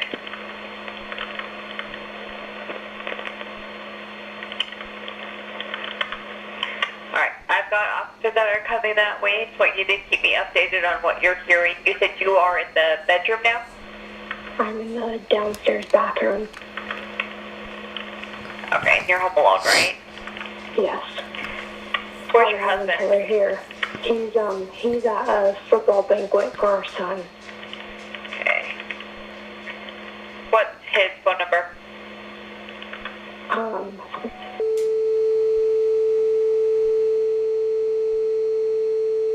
Oh, no, Harlot. I don't think so. And your husband's name? Okay, and when should he be home? Hi, Ash Cash. 8 o'clock. Okay, did you let him know that this was happening, or you? No, he's not answering. He's not answering. So she goes on to tell them eventually, or he calls or whatever. Apparently, it's his ex-wife and his child that he's at the thing for. So she's like, he's not answering. But you guys have to remember, so this woman accuses this other guy. So this is a reality TV. It's the Mormon one. You guys, I am so into the Mormon stuff. If anybody here is a Mormon, yes, this has to do with the Mormon Wives. That's exactly right. So, was anybody here Mormon or is a Mormon?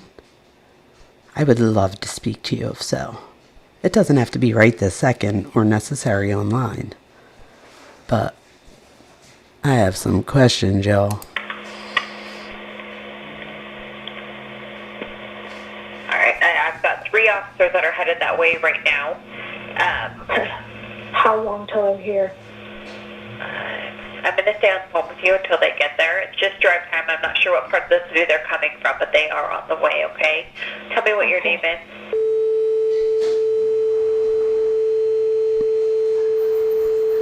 Oh, I was just received a Flojo membership. Shut up.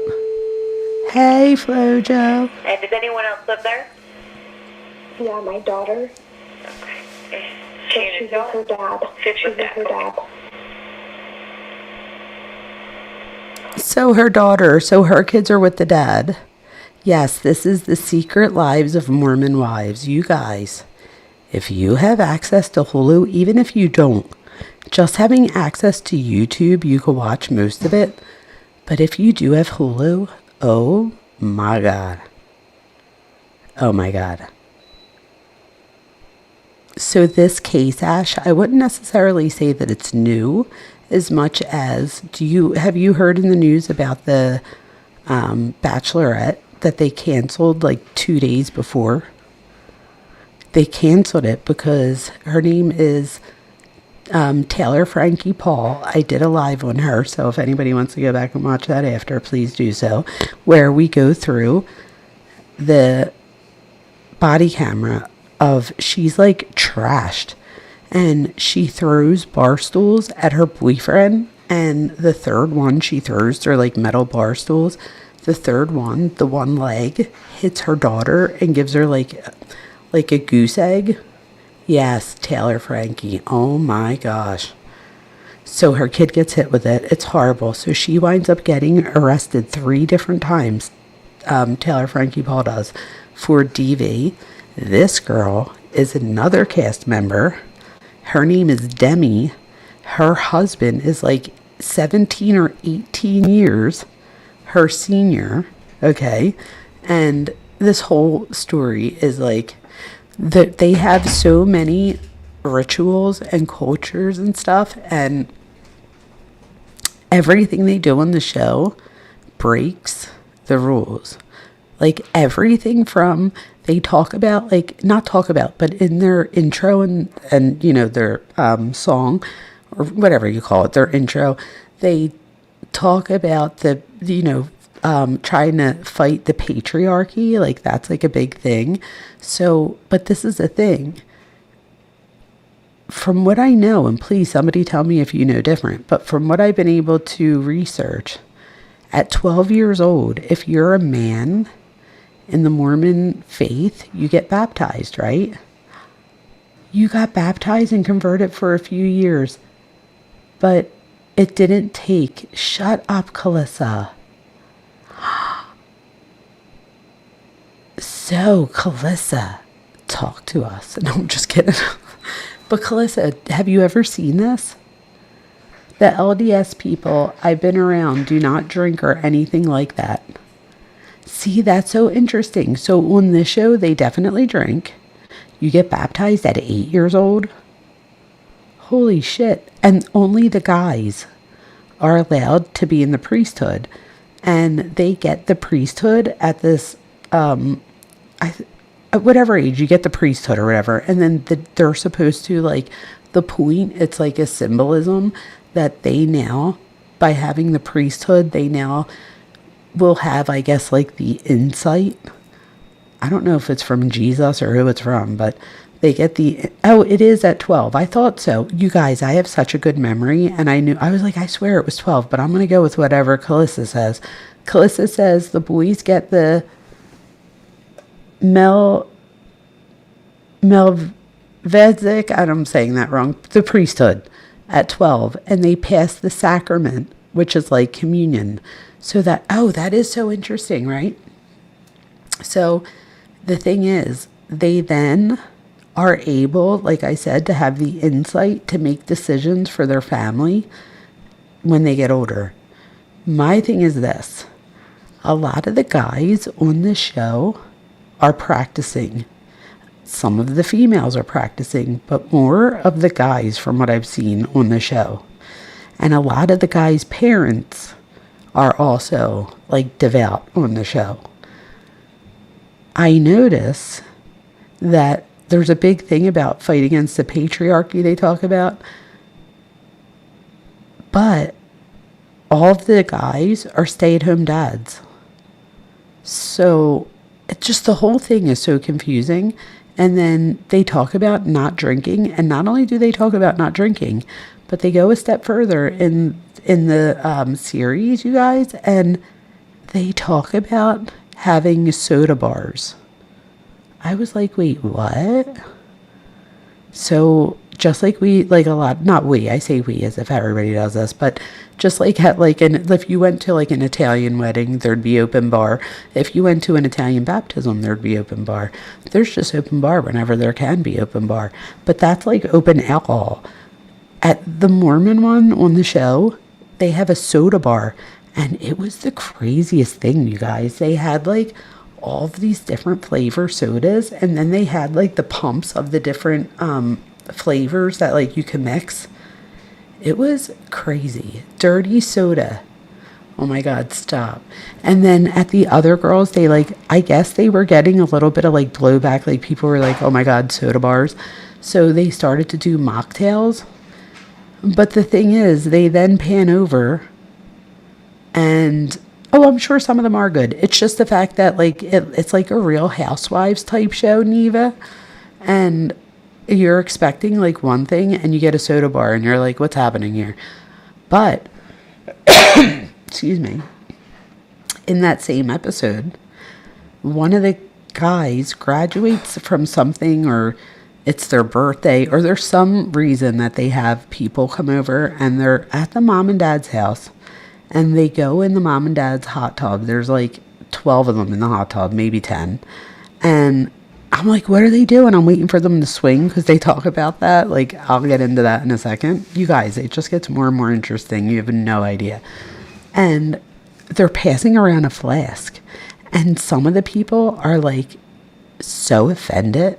And then there's others that are like passing the flask. And it's just the funniest thing because the one's like, oh my gosh, if my parents find out that they were drinking, like, they're going to be so mad. And I'm like, you guys, like, when they say their name, it'll say, like, Taylor, 31. Like, they're not teenagers. So Taylor, Frankie Paul, she was the Bachelorette. They canceled the Bachelorette because of the DV. They're not just allegations at this point, right? So now we're up to a third allegation that I believe happened. Hi, Ella. We're up to a third allegation that happened, right? And I don't know if that audio is out yet. It might be. Calissa, this is so interesting because Calissa, you guys, was baptized in the Mormon church, but it didn't work out. But Calissa says the priesthood is the lowest level. So you start out at 12 and then they call it the priesthood, but it basically means that you can pass the sacrament and say the prayer over the bread and water because they won't use wine or grape juice. Stop it. They won't use grape juice. Stop it. Why? Maybe the problem is they get high on sugar. That's pretty funny. So they're passing the flask around, right? Then it gets worse. So now, yes, the guilt is crazy, says Calissa. That's what I was going to get to, is that I feel like, I can't believe you just said that. I literally should have finished my sentence before I stopped. I literally was going to say, I feel like it's a whole culture, at least on the show, right, of guilt, like living from guilt and expectation. So much so. You know what else I have a question about? And this is just my opinion, you guys. My opinion only. Jamie Vona's opinion, not Dr. Vona's opinion. I feel like a lot of the guys might, they're just not, I don't know how interested. Let me just tell you. So the one chick, her husband, apparently, and the girls ask her, they're like, Whitney, how long has he been doing this? And she answers, our whole marriage. And this is talking to people on Tinder. Isn't Tinder like, huh? Oh yeah, coffee's bad too. Imagine that. So I guess by like getting soda that's like caffeinated, it's probably like open bar for Italians, I guess. No wonder, wait, what does it say? No wonder when they crack, it's huge. Exactly. So this Taylor goes on TikTok. Because apparently so there was a group of girls that all were getting big on TikTok, and big just meaning that they had so many thousand followers each, and they decided to brand themselves Mom Talk, like TikTok, but Mom Talk. And they'll do videos on their own platforms, but then what they did was they had a creator house, which I thought was so smart, where they would go. It was almost like their office, and they would go there and they literally hung out. I'm like, how friggin' brilliant is this? And then they probably write it off on taxes. I'm like, this is amazing. But they go and hang out. They bring their kids and everything. It's literally like, I was like, oh, wow, I wish my friends and I were that smart. You know what I mean? Like, we could have put something together like that. Come on, you guys. So here, Mom Talk gets big, and they all start, you know, people, they're starting to give out that vibe that they're all really close. But then when you watch the series, and this is the other thing, the series starts in, I believe it was November-ish of 23, and then the next season is in the spring of 24, and then the next season was, I think it was the fall of 24, and then the fourth season was the spring, no, 25 and 26. Anyway, you guys, they've had 4 seasons in like 2 years. That's what I was getting at. The 5th season is taping. However, a few weeks ago when they stopped The Bachelorette, they also halted production. So wherever they were in production, I don't know if they were still filming, if they were editing, wherever they were in production, all of that gets shut down as of right now. But in the meantime, 2 of the girls, Whitney and Jen, go on to get opportunities with like Dancing with the Stars and stuff. And I have to tell you, Whitney kills it. Like, kills it. She does so good. If I wasn't afraid of getting a YouTube strike, I'd show you how good it was.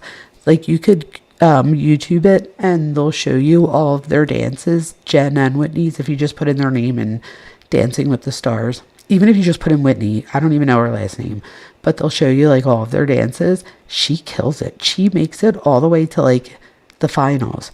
But anyway, her husband is the one that was talking to people on Tinder. Can somebody please answer me? Is Tinder, isn't that for other men? It's so much pressure to be perfect, to look perfect. Oh, absolutely, to look perfect. Every one of these girls, like, look at her here, right?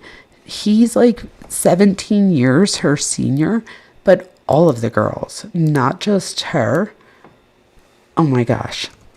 They all look like they're all beautiful. They all have a lot of work. One of them, I'm just going to share this tab for 1 second just to show you. But one of them goes on to not like her surgeries and says that she actually regrets it.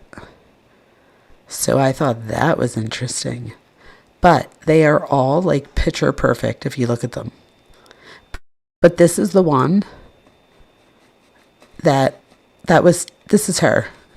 That's Taylor. I have to tell you guys, and this is, this guy too. Oh my God. He like hooks up with everybody. I can't even tell you. It's like unbelievable. He hooks up with everyone. This one hooks up with people too. This one here is married to the blonde over here, but hooks up with her over here. But let me tell you why all of this is happening. So Tinder, I think, is for everyone. I don't know about that. Is it? Grindr. That's what he was on. He was on Grindr because I think it was the one. I'm almost positive it was Grindr. Fuck. Now, oh, sorry. Now I need to know.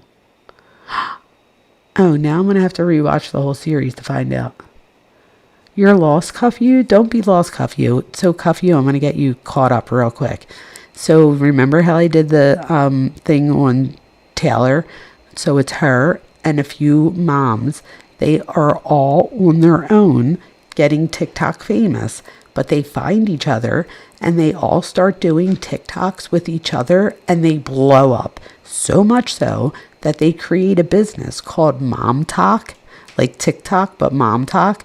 And they'll go to this house every day for work or whenever they could go. I said every day, but whenever they want. They could bring their kids, whatever. And they just have to take a few minutes to do a few TikToks together. And then that's it. So it starts getting interesting when they start swinging. So there you go. And Taylor comes out and tells everyone about it. And 2 of them get divorced over it. So this blonde over here, she's one of the 2 that gets divorced, and Taylor gets divorced as well. And one of the reasons that Taylor says she got divorced is because the guy in the middle right there, she wound up having sex with him apparently at the party. So they would have these, I guess, swing parties. She called it soft swinging because she said that they didn't go all the way. But I guess they had oral sex.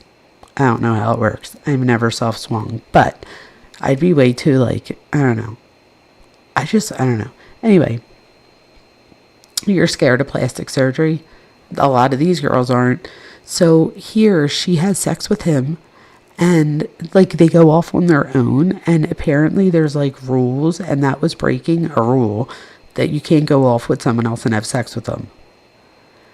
So let me just give you guys a little public service announcement here, just in case any of y'all are thinking about this. Are there people out there that can bring somebody else into the bedroom and everything turn out okay? Absolutely. Absolutely.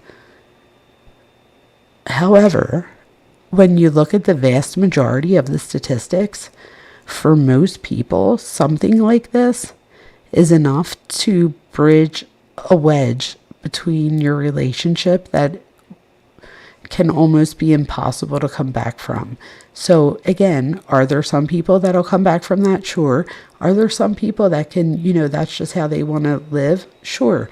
But yeah, soft swinging. I should do a whole live called soft swinging to let everybody know what it means. What the hell is that? Soft swinging? I was like, what? I literally had to rewind it. I was like, did she just say soft swinging? Has anybody here ever soft swung? You don't have to tell us. But, so wait, Calissa, I'm so interested. Calissa says, and remember, you're not supposed to have sex until you're married. That's right. So you marry your first boyfriend really young. That's so right. And have babies. Then want to experience other guys. That makes so much sense. Oh my God, that makes so much sense. So this is probably why a lot of these girls on this show are in their 20s and have 3 kids. What is it? The name of the show? Or soft swinging? Soft swinging is when you don't have sex, she said. I don't know what it is, Aniva. According to Taylor, she said it's when you have everything up to oral sex. So, and she literally in the TikTok, she gets mad because this girl over here on the right, the blonde over here, her and her husband, they wind up denying it at first, and they're like, absolutely not. And oh my God, they wind up having to tell the truth because Taylor just isn't having it. And it's just crazy. The whole thing's crazy. But she has no problems coming out with it. It's unbelievable. So they do the 4 seasons. This is her. My thing is this. Why? So like you said, you're encouraged to marry at 18 as a girl. Why? Why do we want to do this? If you look at this picture right here, you guys, she was literally walking on the red carpet for the Oscars. She went to the Oscars. The Oscars. Oh, this is 13 hours ago. Let's see what they have to say. I want the update. I strongly believe in Christ, God, the Bible. Oh, wait. Hold on. Oh, stop it now. We have to hear this. It's 1 minute and 19 seconds. Let's listen. Taylor Frankie Cole's Mormon Wife is going to look a little bit different. Secret Lives of Mormon Wives starts. Look at them. Look at them. Hurry up. Okay, so this is them. This is Mom Talk. So this is Mom Talk right here. This one right here on the end, I don't know if you guys could see my cursor, but the one in white all the way, if I'm looking at the picture on my right, the right where it says E-News in the bottom. So the one all the way to the right, that's Jessie. Her husband has I don't know. There's something about him that gets on my nerves. he has like real small features. I don't know what it is. It's just like I don't know. But, and I'm not making fun of his looks. I'm just saying, like, and he's like a real a-hole too, like, in my opinion. Sorry.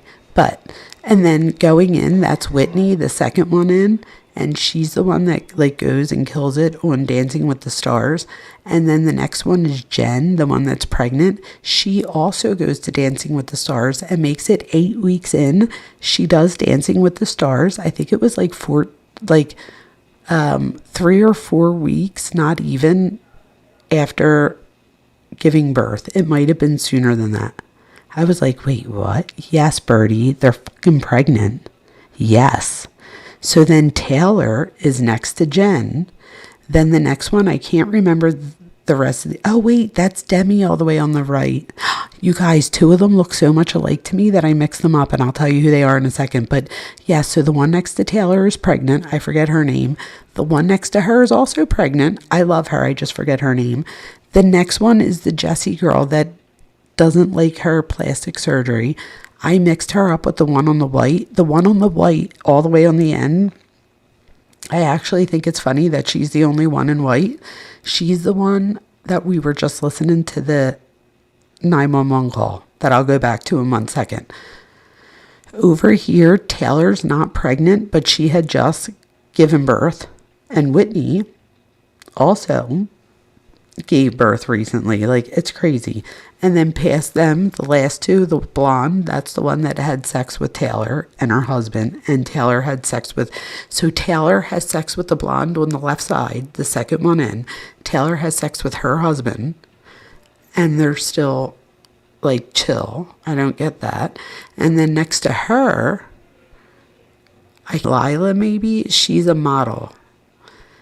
I just looked in the third one in, Jessie, the one that doesn't like her plastic surgery. Is she wearing pants? That is so confusing. What is that? Update on her religious journey, explaining why she's stepping away from the Church of Jesus Christ of Latter-day Saints community that she grew up in. Taylor wrote on her Instagram story April 5th. It says, born and raised Mormon, LDS, and I'll always have love and respect towards it. I'll even continue to go with my family at times. With that being said, it's time to detach myself from it. I strongly believe in Christ, God, the Bible, the divine. I believe we are loved whether we are praying in church building or from a bathroom floor at home. I've also experienced grace and love from amazing people that aren't sure what they believe, if at all. And that's okay too. Point being, there's more out there The same day as Easter, quote, to learn. Raised Mormon, and I'll always have love and respect towards it. I'll even continue to go with my family at times. With that being said, it's time to detach myself from it. I strongly... So she is able to detach, you guys. She's able to compartmentalize, in my opinion, just from the things that I've studied over my, many years of teaching in psychology. She has a lot of the same behaviors that we see in cluster B personality disorders, specifically histrionic personality and borderline person and narcissistic personality. And some would even say antisocial, which would be all 4 of the cluster B personalities. But the thing is, it's hard because, and this is what makes me think that it probably is along this line, I want to like her so much. Like, I like her. I'm like, oh, she's awesome. Like, whatever. Not awesome. That's not the right word. But it's easy to like her, in my opinion. And even knowing everything that you know, just the way, like, if you say, like, if one of the girls or something has a problem with her, she'll listen to them. And instead of, like, getting defensive or fighting back, she'll be like, yes, I understand. That I get it. I understand. Very charismatic. That's the word I'm looking for. And charismatic is probably at the very top of personality traits under the cluster B personality disorders. Believe in All of Christ, God, the Bible, the divine. I believe we are loved whether we are praying in a church building or from a bathroom floor at home. She continued, quote, I've also experienced grace and love from amazing people that aren't sure what they believe, if at all, and that's okay too. Point being, there is more out there to learn, and I'm writing this out as a release. Despite leaving the church, Taylor, who's mom to 2 kids with ex-husband Tate Paul and a toddler with ex-boyfriend Dakota Morton. This Dakota right here, first of all, her tan is terrible there. But Dakota right here, this is the boyfriend that she goes on to have a baby with. So at the beginning, when we go over that video of her getting arrested for DV, that's with him. And that was 6 months into their relationship, and she was not pregnant yet. They go on to, after she gets arrested for this, they go on to come back together, okay? And then they have a baby, and then have 2 more DV calls, which this is the thing. Whether we're talking about this case, another case, any case, always remember, you guys, you know, we were just talking about JLR and Magnolia. Remember, Magnolia, we've only heard a few of the 911 calls, but they're just the ones that she winds up calling on. How many times are there in between where people don't call? And how many times until the very first time that you call, right? So somebody, you know, might go on for years because, again, this is a cycle. Abuse is a cycle, you guys. So there's a lot of love bombing, gaslighting. There's all kinds of things. So, you know, it winds up feeling very intense. And if you remember, we talked about this the other day, intensity and love are not the same thing, right? So just because something feels intense, it doesn't mean that it's love. Just like something might feel very intense, it doesn't mean that it's hate either, right? So things aren't always as good as they feel in the moment, just like they're not always as bad as they feel in the moment. With that being said, the fact that she gets arrested for DV and they go on to get back together, have a baby, and have 2 more calls. And, oh, I know what it was. The last call, you guys, you know how I always say, like, it escalates? Everybody says it here. It escalates. First, it's a push or a shove. Then it's a this, then that, and, you know, and it just escalates. So, you guys, she allegedly got his necklace and squeezed it really tight and was like choking him out. And he called 911, and she apparently, allegedly talked him out of saying why he was calling. So I don't know if at a later point he decides to call again. Like, I still don't think that part's out. This is the latest one, which wasn't that long ago. She then, the night before she leaves for the bachelorette, her and him have sex. And you see him leaving her house. They're taping. He leaves the house. Her mom and sister come with the kids, and her friends and all are trying to, like, get her, like, you know, they're going to go off and, like, wish her well for the bachelorette. She doesn't get on the plane. She does eventually get there that night, but she doesn't get on the plane that she's supposed to. She said she didn't feel good.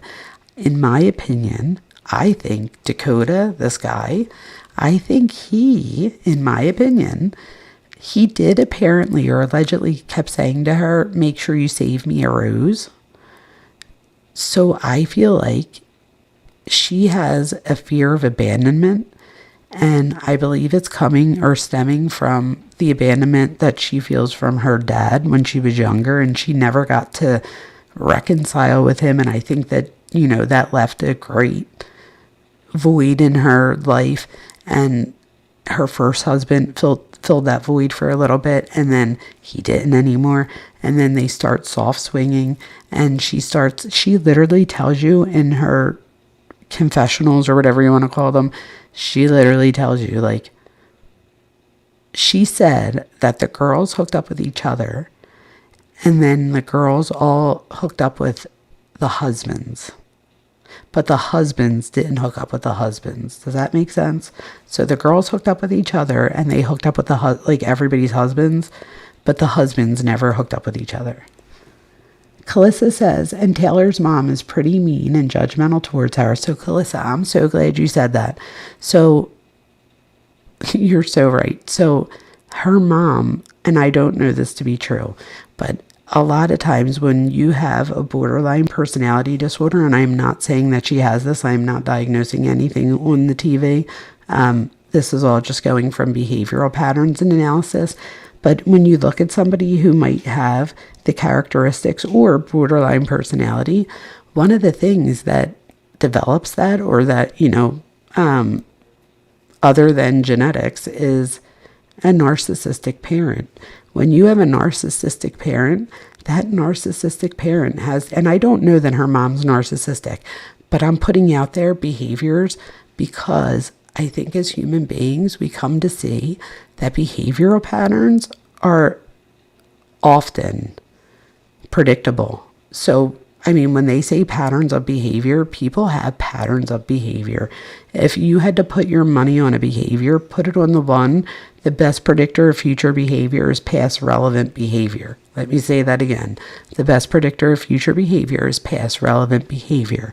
If they did it before, they might do it again, and it might escalate further and further and further. The night before she leaves, he tells her, leave a rose for me. That gets in her heart. She still goes to the Bachelorette. She still goes through the entire season, you guys. They now know who she, apparently it's not a secret who she chose.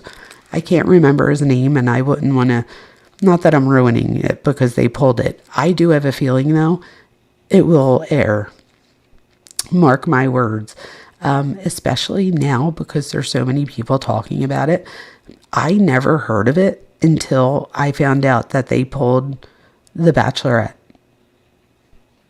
Right? So I didn't know about it till then. So now I'm kind of curious. And the thing is, I don't know if you guys have ever watched The Bachelor or Bachelorette, but the ratings have dropped over the years. There's 100 seasons of it. You know what I mean? But there is a very, very core, loyal fan base. The problem is that when you have a fan base for over a generation or 20 years, that fan base gets old and ages out, right? And if you don't pass it down to the next generation, or the next generation isn't as interested, then you might not have the ratings you need to keep going. I think, in my opinion, even if it was not meant to be, I think that this whole debacle, I don't even know what you want to call it. I almost said debauchery, debacle. It's kind of all of it, right? But this whole situation, in my opinion, winds up bringing light to it, or I know I'm going to watch. If they drop it, I'm definitely going to watch. I want to know what happens. So even though I know who she ends up with, I can't remember his name again, but she ends up with someone. He then comes out to see her 4 months after the taping. So she goes through the whole thing. So the whole thing is done. She picks somebody and everything. But she winds up dumping him 4 months later when he comes out to see her. And she winds up getting back with Dakota and then choking him out. What? Calissa, this is so interesting. I want to hear more. Calissa says, let's see, Calissa said, I really think it's because you won't go to the celestial kingdom unless you marry in the temple. You know what else? Apparently, the one girl, they got divorced or something, but she's still technically, what would it be called? Blessed or no. Oh, what's it called? It's where you and your husband are together forever in death. So it's they got divorced on earth, but in death, they're tied to each other or something. I don't know. There's a word for it. I was like, what? Calissa says, it's if your bishop believes you are worthy, then everything's okay. You maintain the illusion. That's it. The illusion of happy family. That is such a great point. And even though the guy is secretly on Grindr, and I do think, not for nothing, but it's one thing to catch, your husband on one of these dating sites.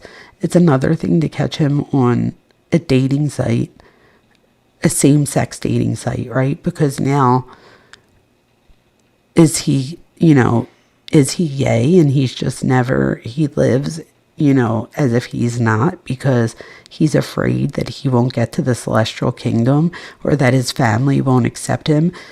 from what I understood, and hopefully, oh, you're still celestial married to your ex? Get the hell out. Oh my God, I'd die. But, Calissa, isn't it the truth where, like, if you're a Mormon, like, you can't be gay? Not that you can't be gay, but, like, you can't be gay in the culture. Like, you won't be accepted. That's the word I'm looking for. And if that's the case, yeah, right, Truth? If that's the case, are they living a lie? Are they already living a lie, even if it's not the case? Like, what's happening? You know what I mean? I don't know. I just think that it's really interesting, especially because a lot of people experience issues in marriages and, you know, all the things. But this, like, takes it to a whole nother level. So let's listen to this for another second. Is it just the 2 kids? And then we have 2 sons, but they're adults and they mostly live with their mom. Okay. How long until they're here? They're on their way right now. I'll let you know when they pull up, okay? I want you just to stay where you are until I tell you, okay? Okay, and are they coming from Orem? Yes. So you're not allowed to act on same-sex attraction as all the girls hook up with each other.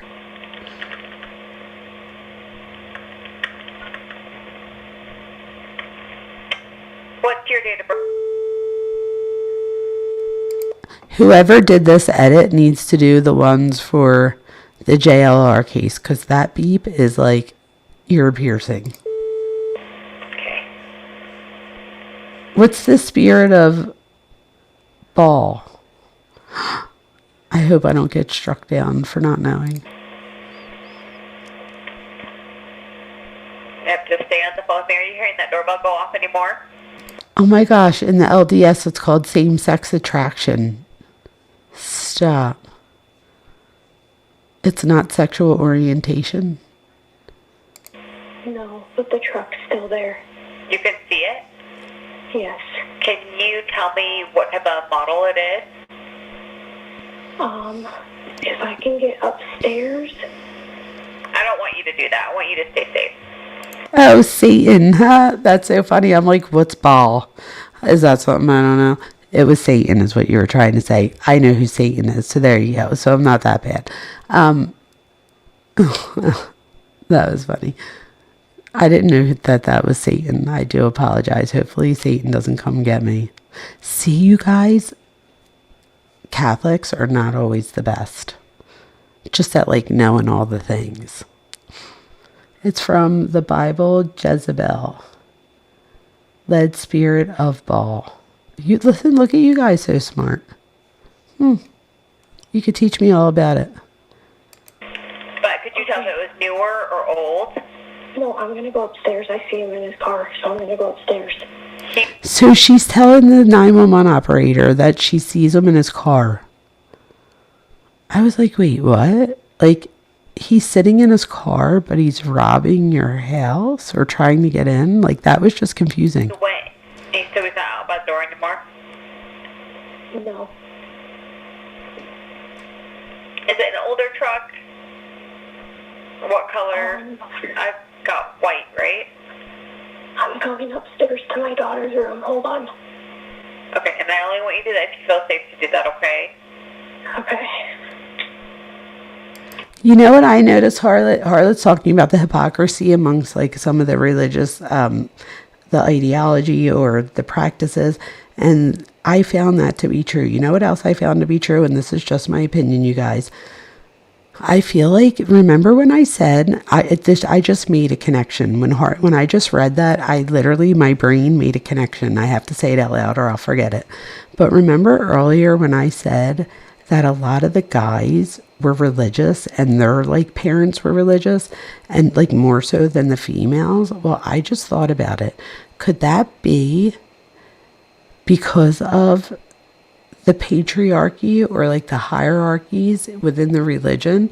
So by being more religious, you would make sure that you're believing and following the book, the Bible, you know, the traditions and values for your culture, and that might then put the woman at, what's the word I'm looking for? At a submissive role where she's submissive to her husband. The other thing is, I think some of these dads like being a stay-at-home dad. And I have to be honest with you, there's nothing wrong. If somebody out there is a stay-at-home dad, please let us know in the comments, because God bless you. Like, you go. My thing is this: if you're in a relationship and you decide that one of you are going to stay home when you have children, for me, it should be whoever's making less money. No, it should be whoever wants to do that, obviously. But in this situation, you have these girls that are now making millions of dollars, and their husbands are making like $50,000. So if they ever get divorced, they get half. And if you add it together, millions and 50,000. I don't know. But if you had to put a price on what it means to be a stay-at-home parent, I would then say we even it out very quickly, right? I did like both, but I worked very part-time in the beginning because I wanted to be a stay-at-home mom, and it didn't last very long. Not that it didn't last. I just knew that it was better for my personal mental health to continue to work while raising my children, at least in a part-time way, even if it meant only 1 or 2 classes that semester, but just so that I had the ability to go out and socialize with other people. That was really important to me. And I think that, people should do whatever is important to them. With that being said, there's nothing wrong with dads being the one to stay at home. That's not the issue. The issue here for me is what Harlot said, is that why then not just be outright and be like, yeah, if your wife was making $1 million, you'd stay at home too, wouldn't you? Like, why not just say the thing that's there? Like, why the hypocrisy? Why the pushing a different narrative? And then it all blows up and you have this big explosion of, what did they call it? Soft swinging. Okay, soft swinging. Okay. OnlyFans. Oh my God, I can't believe you just said that. So the blonde had to admit it, that she had sex with Taylor, and that's why, Truth, because somebody found her OnlyFans pictures, and there's pictures of her and Taylor in a bathtub with like thongs on and no shirts or something, kissing. And she's like, oh, that was just a joke. We were just getting pictures or whatever. I was like, wait, what? I'm a stay-at-home dad. Oh, for your dog. Well, I love that, Mother. It could potentially be someone trying to serve me papers for a defamation case. I just had a thought. I'm on a reality TV show, and there's someone who sexually assaulted me, and I talked about it online, and now he's trying to sue me for defamation. So there is a slight chance that he could be trying to serve me for that, but I don't think that they act like this. What did the mail look like? The mail? Yeah, that came to your door. I didn't really make out his face. He looks like he's getting, wait, let me see. Is he still in the truck? Is the truck still up front? Yeah, let me check. Okay, so he's been outside now for a few minutes just chilling in the truck. I don't think he's trying to break in. I think that he was trying to serve her papers, must have seen that she was in the house, kept knocking, sits in his car and was like, why isn't she answering the door or whatever? And then eventually he does wind up leaving. But my thing here is, so Mother Oates said, I had no idea about the show. I thought Mormons just didn't take medications or drink coffee. This has my jaw on the floor. Oh, Mother Oates, this is just the stuff I'm remembering. There's 4 seasons of like, my jaw was on the floor, and it takes a lot to get my jaw on the floor. I was like, wait, what's happening? Like, I was doing something and I like had to pause what I was doing. Now, this is crazy. This is how much it got me. There's a show called Vanderpump Villa, and apparently some of the Mormon wives from the show go to this. I know who Lisa Vanderpump is. She does all the shows on Bravo, but now she's on Hulu, and she has she has like this villa in Italy, and the wives from the show go, and apparently that's where the one hooks up with this Mauricio guy, and that's where this girl here hooks up with this guy. And she then says, so she cheats on her husband, they kiss. That's another thing. A lot of the cheating that goes on here is kissing cheating. My thing is this: if you're going to cheat. Like, you shouldn't cheat. My point is, you shouldn't cheat. I guess my point is, if you're going to soft cheat, like, cheating hurts regardless. If you soft cheat, hard cheat, whatever, cheating. So if you're going to do it, do it. Like, now your kids are going to grow up and watch it on the show that mommy and daddy are broken up because mommy was playing, what is it, tonsil hockey with someone? Like, what's happening?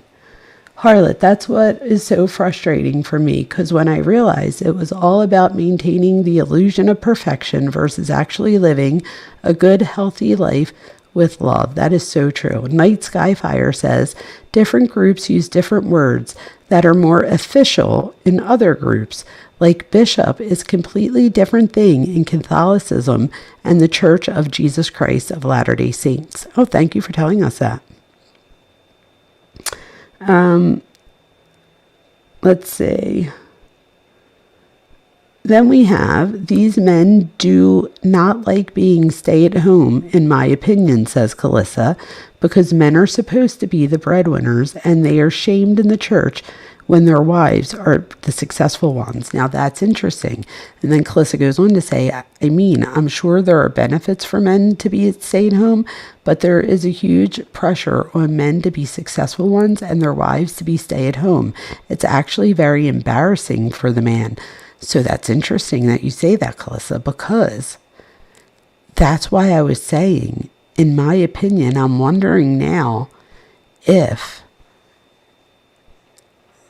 the reason a lot, in my opinion, a lot of the guys seemed to be diving more into the religious aspect, in my opinion, was because if they get their wives back into the religious, teachings, that brings you right back to a patriarchy again, right? Because that'll just remind the woman that, that's fine. You did your little mom talk. Like, now it's time to get back and go with your kids and do your thing. So, like, I don't know. That would drive me crazy. And then Calissa says, because of the patriarchy, men who stay home with kids are basically shamed in the LDS church, in my experience, but hopefully it's changing. I don't think it is. I think that's my point. So the one guy, he was going to go to school to be a doctor or a surgeon, actually. His dad's a surgeon or something. His grandfather is like, So apparently somebody spread a rumor that he gambled his money, like not his scholarship money, like the money that they put away for him for school. But apparently he then says later that wasn't true. I don't know. But he does say he has a gambling problem, so I don't know. But he winds up putting it on hold for Jen, his wife, to pursue her ambitions and stuff. And I thought that was really cool. I will say Whitney, the one whose husband was on Grindr or whatever he was on, and he admits to it, so it's not even alleged. Like but they do therapy. That's another thing. They do a lot of therapy in this show, and you get to know about a lot of their past trauma. And I will tell you that it is my opinion that there is a huge amount. Oh no. Okay, sorry, I just caught something else. Oh my God, that just caught me so off guard. Sorry, you guys. So, in my opinion, Whitney, the one whose husband was on Grindr or whatever it was, he's like the most amazing dad. and husband, I will say. But what I've noticed, you guys, is that a lot of them have sexual trauma. A lot of them. They did like one of the reunions. There was 3 reunions. Well, there was 4 of them, but in 3 of the like the first like literally one after the other tells like a horrific story, and he was one of them. And if my memory serves correct, and it usually does, he was hard as a little boy, and just like I talk about when we talk about this stuff, when you're young and you associate sex with fear, something happens. Something very interesting happens. So the part of our brain that houses our memory, our hippocampus, right on top of that, like not on top of it, but like right on it, is our amygdala. That's the part of the brain that houses emotion. Because they like sit on top of each other, when you have an emotional memory, you're more likely to remember it than you are like a memory that isn't so emotionally charged. So in other words, you're more likely to remember your first kiss and not as likely to remember what you ate last Tuesday for breakfast type thing. So that's the difference. But here, what wound up happening, I think, and he winds up going to therapy and he makes these connections, is that when he was little and this happened to him, that trauma interfered with his healthy understanding of love and sex. And from the very beginning, he said that he always remembered having an S addiction. And here, like, he then goes on and marries Whitney. They have 3 kids, do all this stuff. And I'm glad that they do eventually, that it comes to light and they talk about it and he gets the help that he needs. But I don't know. It was heartbreaking. But this is the thing. He's like adorable. If you guys watch the show, you'll see what I mean. Like, it's easy to be like, oh, he was talking, to people, because she literally tells her friends and they say, how long has this been going on? And she said her whole marriage, and they have like 3 kids. But once he gets therapy, he's like the best of the dads. He literally, like, at one point she was like, oh my gosh, he's like, what's the matter? And she's like, I'm afraid, like, as a mom, that I'm taking these opportunities, but what if I'm missing something with the kids? Am I being a bad mom? And he literally like grabs her hand and he's like, you don't have to worry about that. I got you. I was like, oh my God, you could be a stay-at-home dad. I got us. Like, what? What? I was like, how cute. Try to get I can't get a video while we're on the phone is the problem. That's okay. But it's This a white girl. dog, right? Yes, I'm going to try to get a picture. Okay. But you didn't see what he looked like? How old did he look? Did you tell?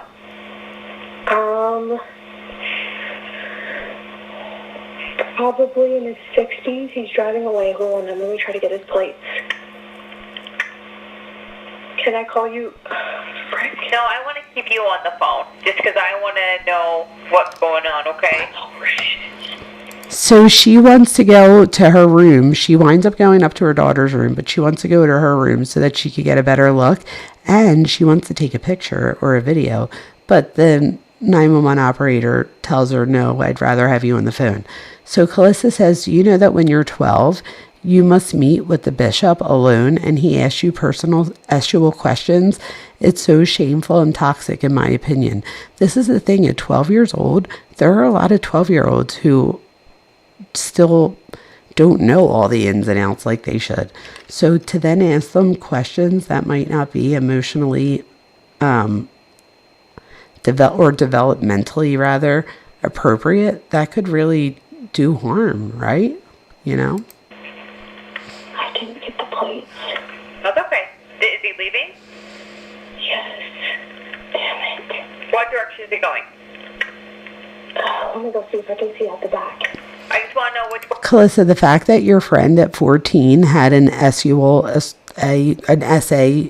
story is the part that for me was more alarming. And you just pretty much validated what I thought, that there is an unusual amount a high amount of SA amongst this group, at least. I mean, I don't know that this could be a coincidence. Like, there's just a lot. Where he's going? Well, I can't tell because I live in a cul-de-sac. Oh, okay. But I have a picture of his truck I can send you. Can I send it to, is there a number I can send it to? Yeah, my officer's almost there. Let me see where he's at.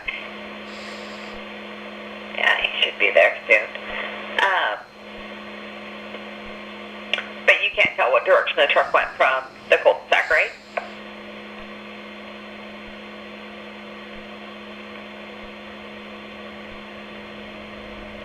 Are you still there?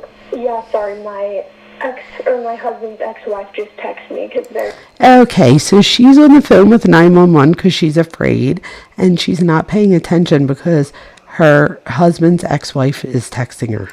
at that banquet together. Uh-huh. And is she giving you any information? No, he said he's trying to call me, but I didn't see any number coming through. Maybe you can't call when I'm on with 911. I didn't see him go out the back way, so he's probably going through the neighborhood way. I ran to my master bedroom to see if it, because we live on, and I didn't see him, but I also could have missed him. Okay, the truck was... Glenn, we think you're friggin' hysterical. Is it like older, newer? Could you tell? I'll have a picture of it if I can send it. Okay. All right. I thought Glenn's gonna try, but not in hell. Who do I send it to? my officer. He'll be making contact with you in just a moment. Okay. Okay. So he's checking the area right now, and then he'll come and talk to you. Okay.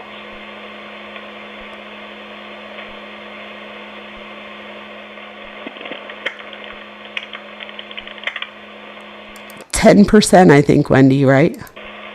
They actually tell Catholics to do the same. For people who are trying to serve like papers, is that normal behavior? Not normally for them to go around the back, but I don't know how your home is set up. There are gates. Yeah, so if they went through the gate, that would be, yeah. I mean, unfortunately, I don't have cameras anywhere either. Like, I wouldn't have cameras that caught the side of the house. Yeah.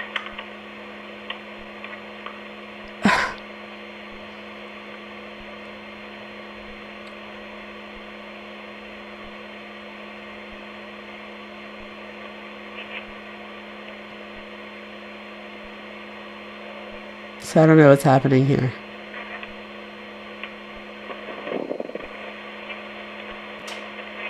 Alright. Yeah, my officers are going to check the area for the truck, and then they'll come and talk with you, okay? Okay. Okay, I'll let you go. Okay, thank you. Are they in the neighborhood? Yeah, they're in the neighborhood. I've got a couple of officers that are in the neighborhood, and they're just going to check the area, and then they'll come and meet with you, okay? Okay. Thank you. Uh-huh. Okay, bye. Oh my gosh, so that was that. You guys are saying... Oh, one of the things that I didn't say that I did. So Calissa's friend wasn't allowed to take the sacrament, which is very public, so everyone knows that you did something bad. And she wasn't allowed to go to the temple for a year after her SA. Could you imagine that? Oh my gosh. So let's see, what else do we have here? My parents... what's tithed? It's common in Christian religions. Well, I'm clearly not a good one. It's just for LDS. Oh, well, good, because I didn't know what it was. And show all income at the end of the year to be sure you paid up. Shut up. Oh, in the Catholic Church, you just tell them that that's how much it is. we can get it over here, but it's not enough. Oh, you guys, get the what? Transdermal 1LL. Oh, Glenn, you never tried? Look, True's trying to tell you how to do it without having to inhale. Yeah, this whole thing is so sick, isn't it? I can't believe it. I don't know what this was here that they showed. Let's see. It's a video. Oh, I don't think there's any. I don't know if there's audio.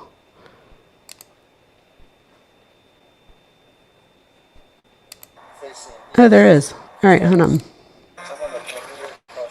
So I guess this is when the cops get there. So this car would have been parked facing east, just on this through street right there. It's terrible. It's terrible to shut up. This is 634. Is that her husband?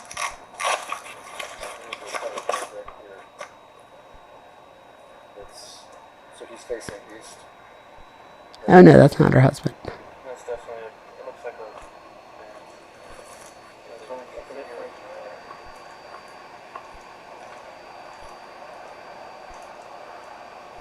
a... It's so interesting to watch the body camera. Oh, look at his haircut. Look at this area. That looks nice.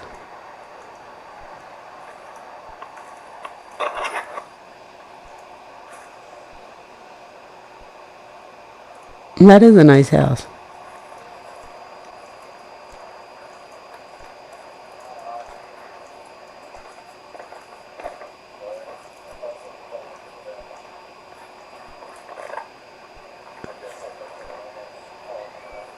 You guys are so interesting.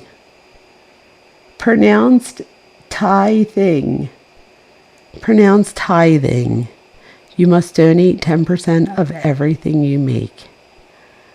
Oh, well, doesn't that suck? I mean, they say you get it back tenfold, but that's a saying. I don't know. I hope so. I hope karma's a thing, right, Cuffy? Let's hope.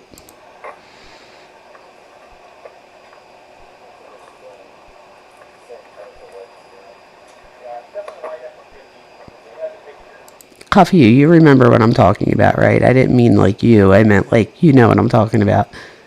Our friend really believes in karma, but you guys, you shouldn't talk about how great karma is or that karma, you believe in karma, and then do something really shitty to someone. I don't understand it.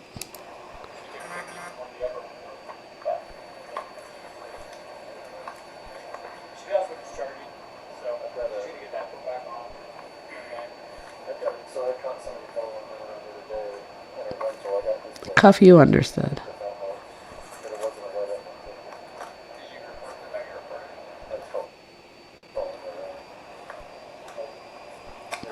What's it called in the Catholic Church? I don't think it has a name. It's just you're supposed to donate 10% of. But this is the thing. You donate every Sunday, and this is the funny thing, right? So they give you like a whole thing of envelopes. So every week when you go, what's it called? I don't think there's a thing.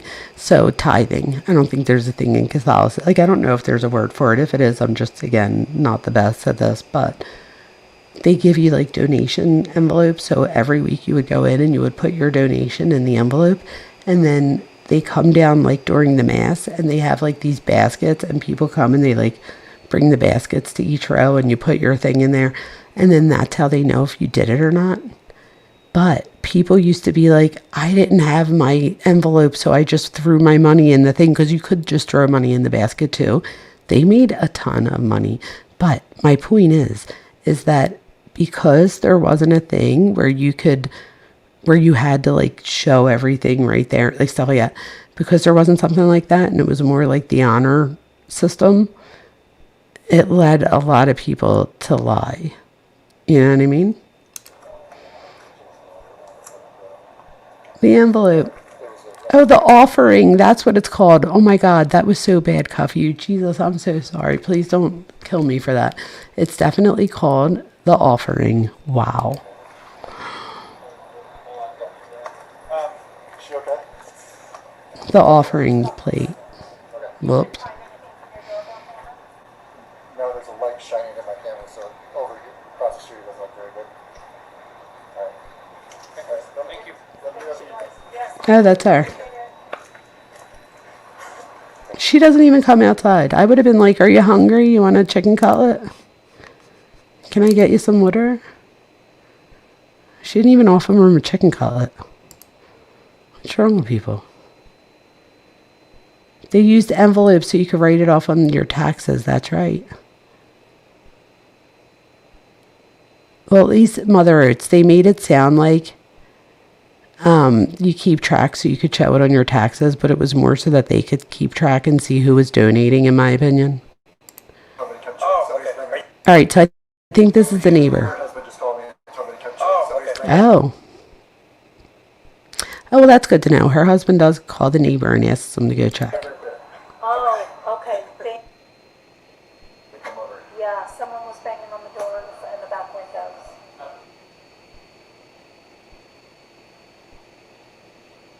Yes, so Glenn, I think it's called the collection too, but it's also the offering. So if you're the person giving, you're offering, but if you're the person that's, bringing the baskets around or the part of the mass or whatever, it's the collection or the offering. I think both of them they say, don't they?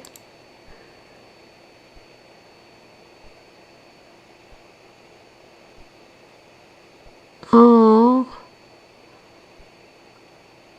Oh, Night Skyfire said 10 to 20% tithing is normal for all Christian-based religions. So I was raised Catholic and I had to give part of whatever I had. So I would skip food instead of giving up my allowance. Oh. So, yeah, I grew up in a very poor area, so people weren't giving up 10%, let alone 20%.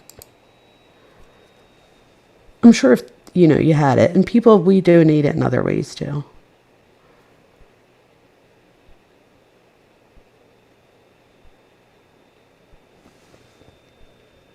It's easier for a camel to pass through the eye of a needle than it is for a rich man to enter the kingdom of God. Matthew 19:24. I like that, harlot.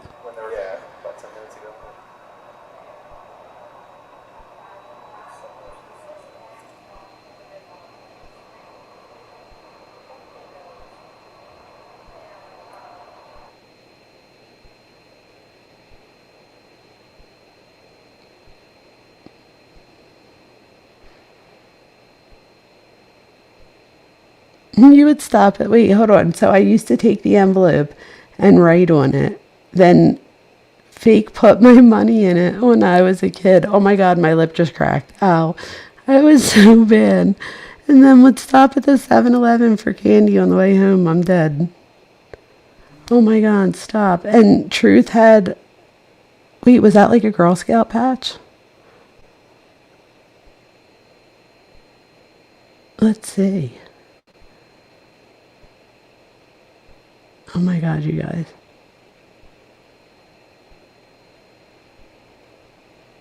Could you, oh my God, no they don't. Oh my God, Wendy, are you lying? Wendy said now when they bring the collection basket, they have card readers in the other hand. Are you kidding me? So now you can't even lie and say like you forgot your envelope, you'll give it next week?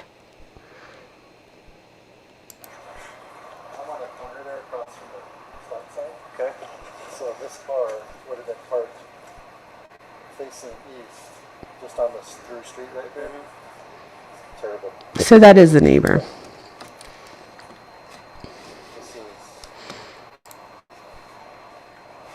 6:34, so a half hour ago. There's a car parked right here. So he's facing east. Their house is up there. That's definitely it looks like a sedan. She's saying it was a pickup. This one's... There's two cars. Yeah, there's another. See, that might be it. The other one there. She got a picture of the vehicle, but I was seeing if she got a plate or something like that. Unless they came, my other camp is better. That one just has a light shine on it. She has a pickup? Yeah, a white F-150.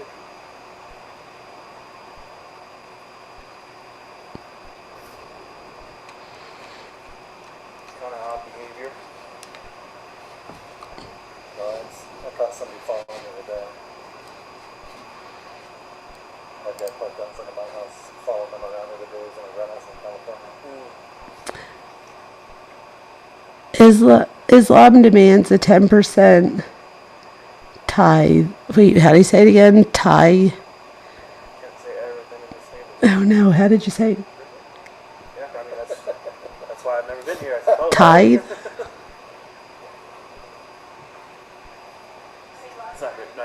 Glenn, are you Islam? Looking at the other camera. Oh. That's in a sedan. So the same time for white sedan. Yeah, it's definitely a white F-150. A white F-150. She doesn't have a camera, doorbell camera? She does, but it's charging. So I've got she's going to get that put back on. And then I've got it. So I caught somebody following them around the other day in a rental. I am on the East Coast. If that helps. Tithe. Thank you. Night Sky Fire. It's called. Like they were obviously following them around. Like they chased them all the way down. Yeah, so it's 2:15 a.m. here. But it was a rental from California. Is she okay? Okay. No, there's a light shining in my camera, so over here, across the street doesn't look very good. Thank you.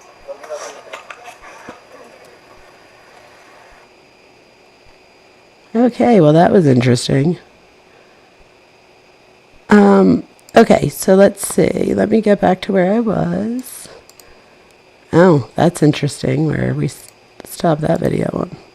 So you guys, what a crazy live stream. I definitely was not, no, you just know stuff. I get you. What is the body cam we're watching? So Lucy, that was of The Secret Lives of Mormon Wives. One of the ladies on there. And I'm telling you guys, if anybody has Hulu, you should definitely watch it.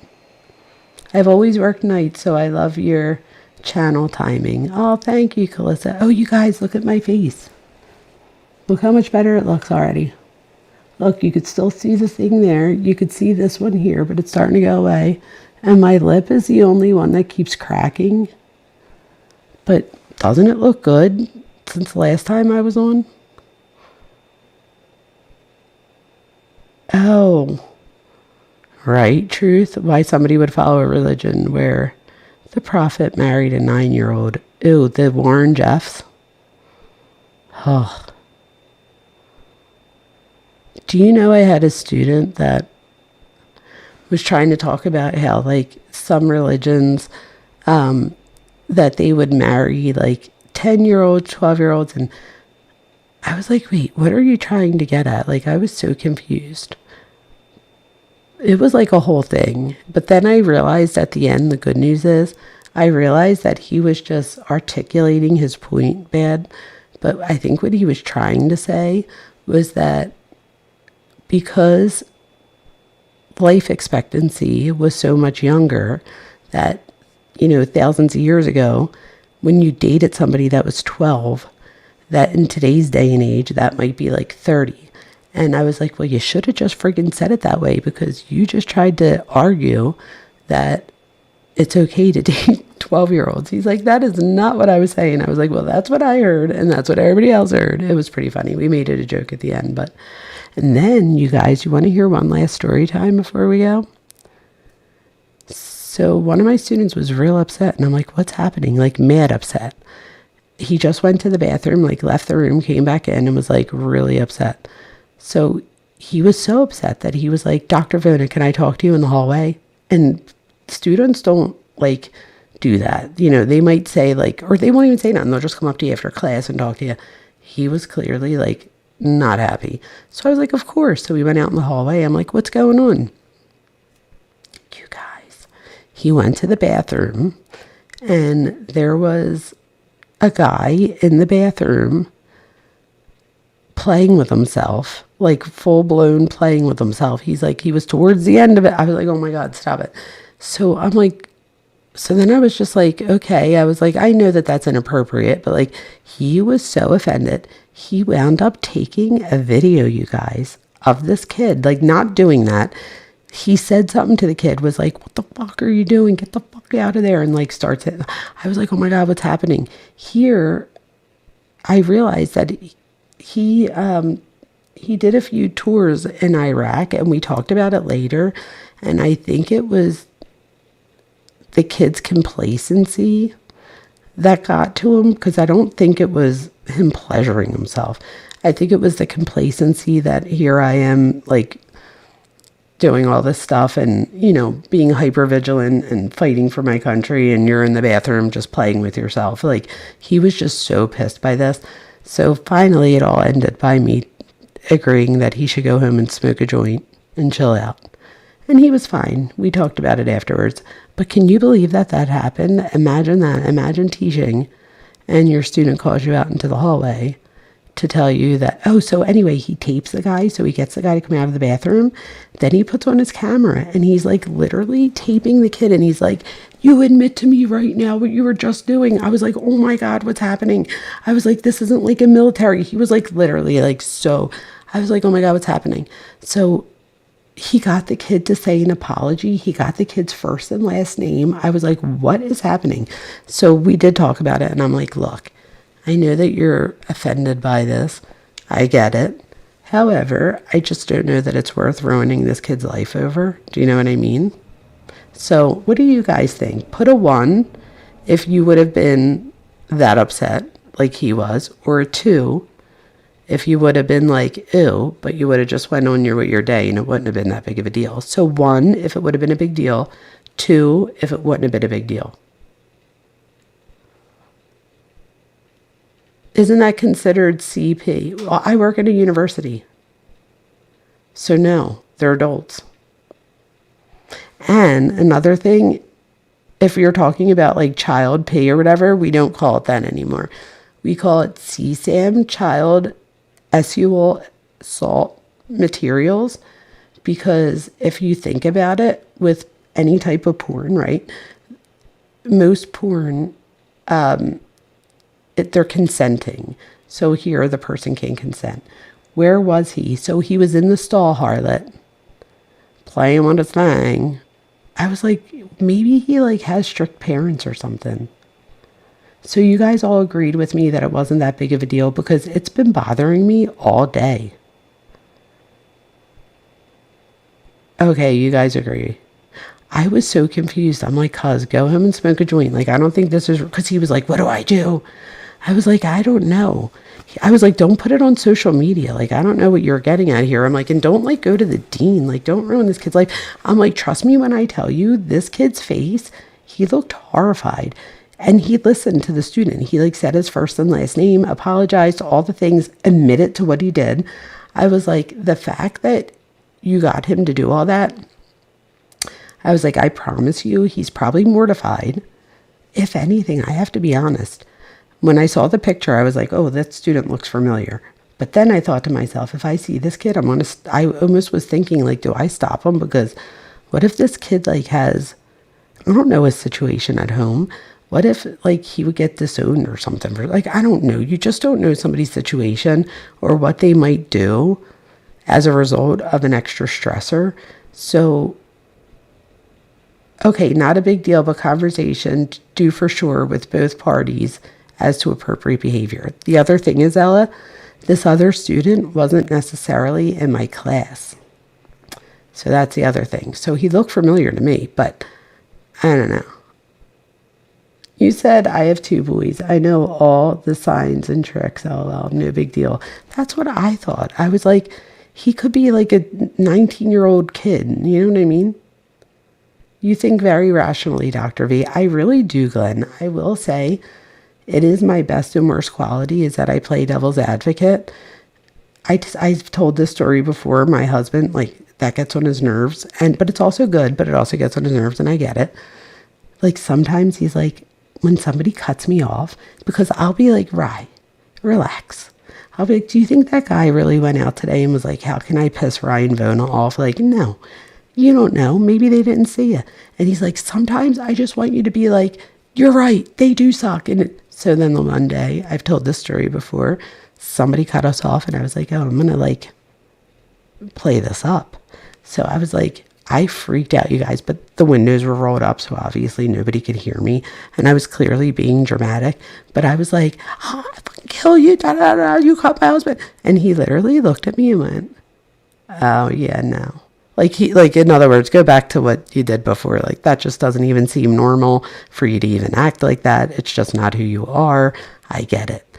So I had to do something very dramatic to get the point across. It's just, I can put myself in other people's shoes very easily, even in horrific situations, like even as the horrific person. But I think that maybe is good, or that's why I'm good at what I do. I don't know. This sucks. Stop it. I'm dead. You beat me to that one, Cuff. No pun intended, Glenn. Did you get that one? Let's see. Glenn made a joke. You guys are so cute. I love this group. You guys are amazing. All right, you guys. With that being said, it is 2:30 in the morning, and I've been teaching since 8 a.m. And I teach my first class like 45 minutes away. So, it's been a long day. And then I came right here. So, yeah. And I have to still figure my tax stuff out. I'm so not into this tax shit. I have to drop my stuff off tomorrow. I was supposed to do it today, but I worked so much, I just didn't get a chance. Calissa, thank you, Calissa, for sharing all of that stuff with us. And please, please, please, I hope that when you come back again, you will share more with us. So think about some of the things, because I am very interested. I do feel like there's a whole bunch of, was it a harlot or someone that said hypocrisy, right? I feel like there's a whole lot of hypocrisy going on here. And I just think that it's interesting that one thing is preached and then another thing is acted out. And then they'll go as far as lying about it.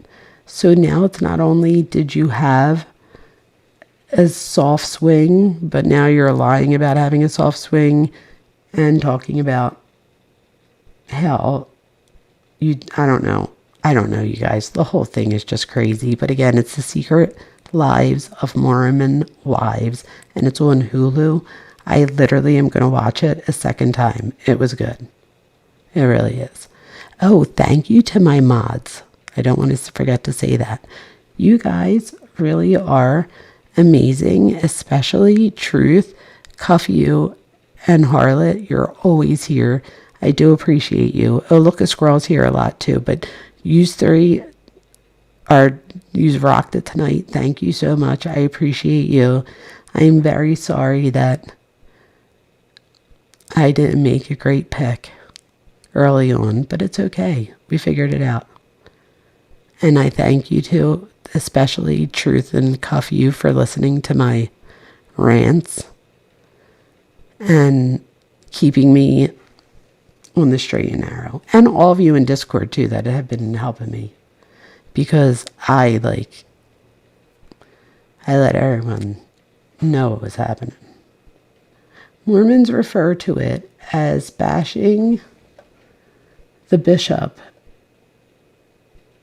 Oh no, Glenn.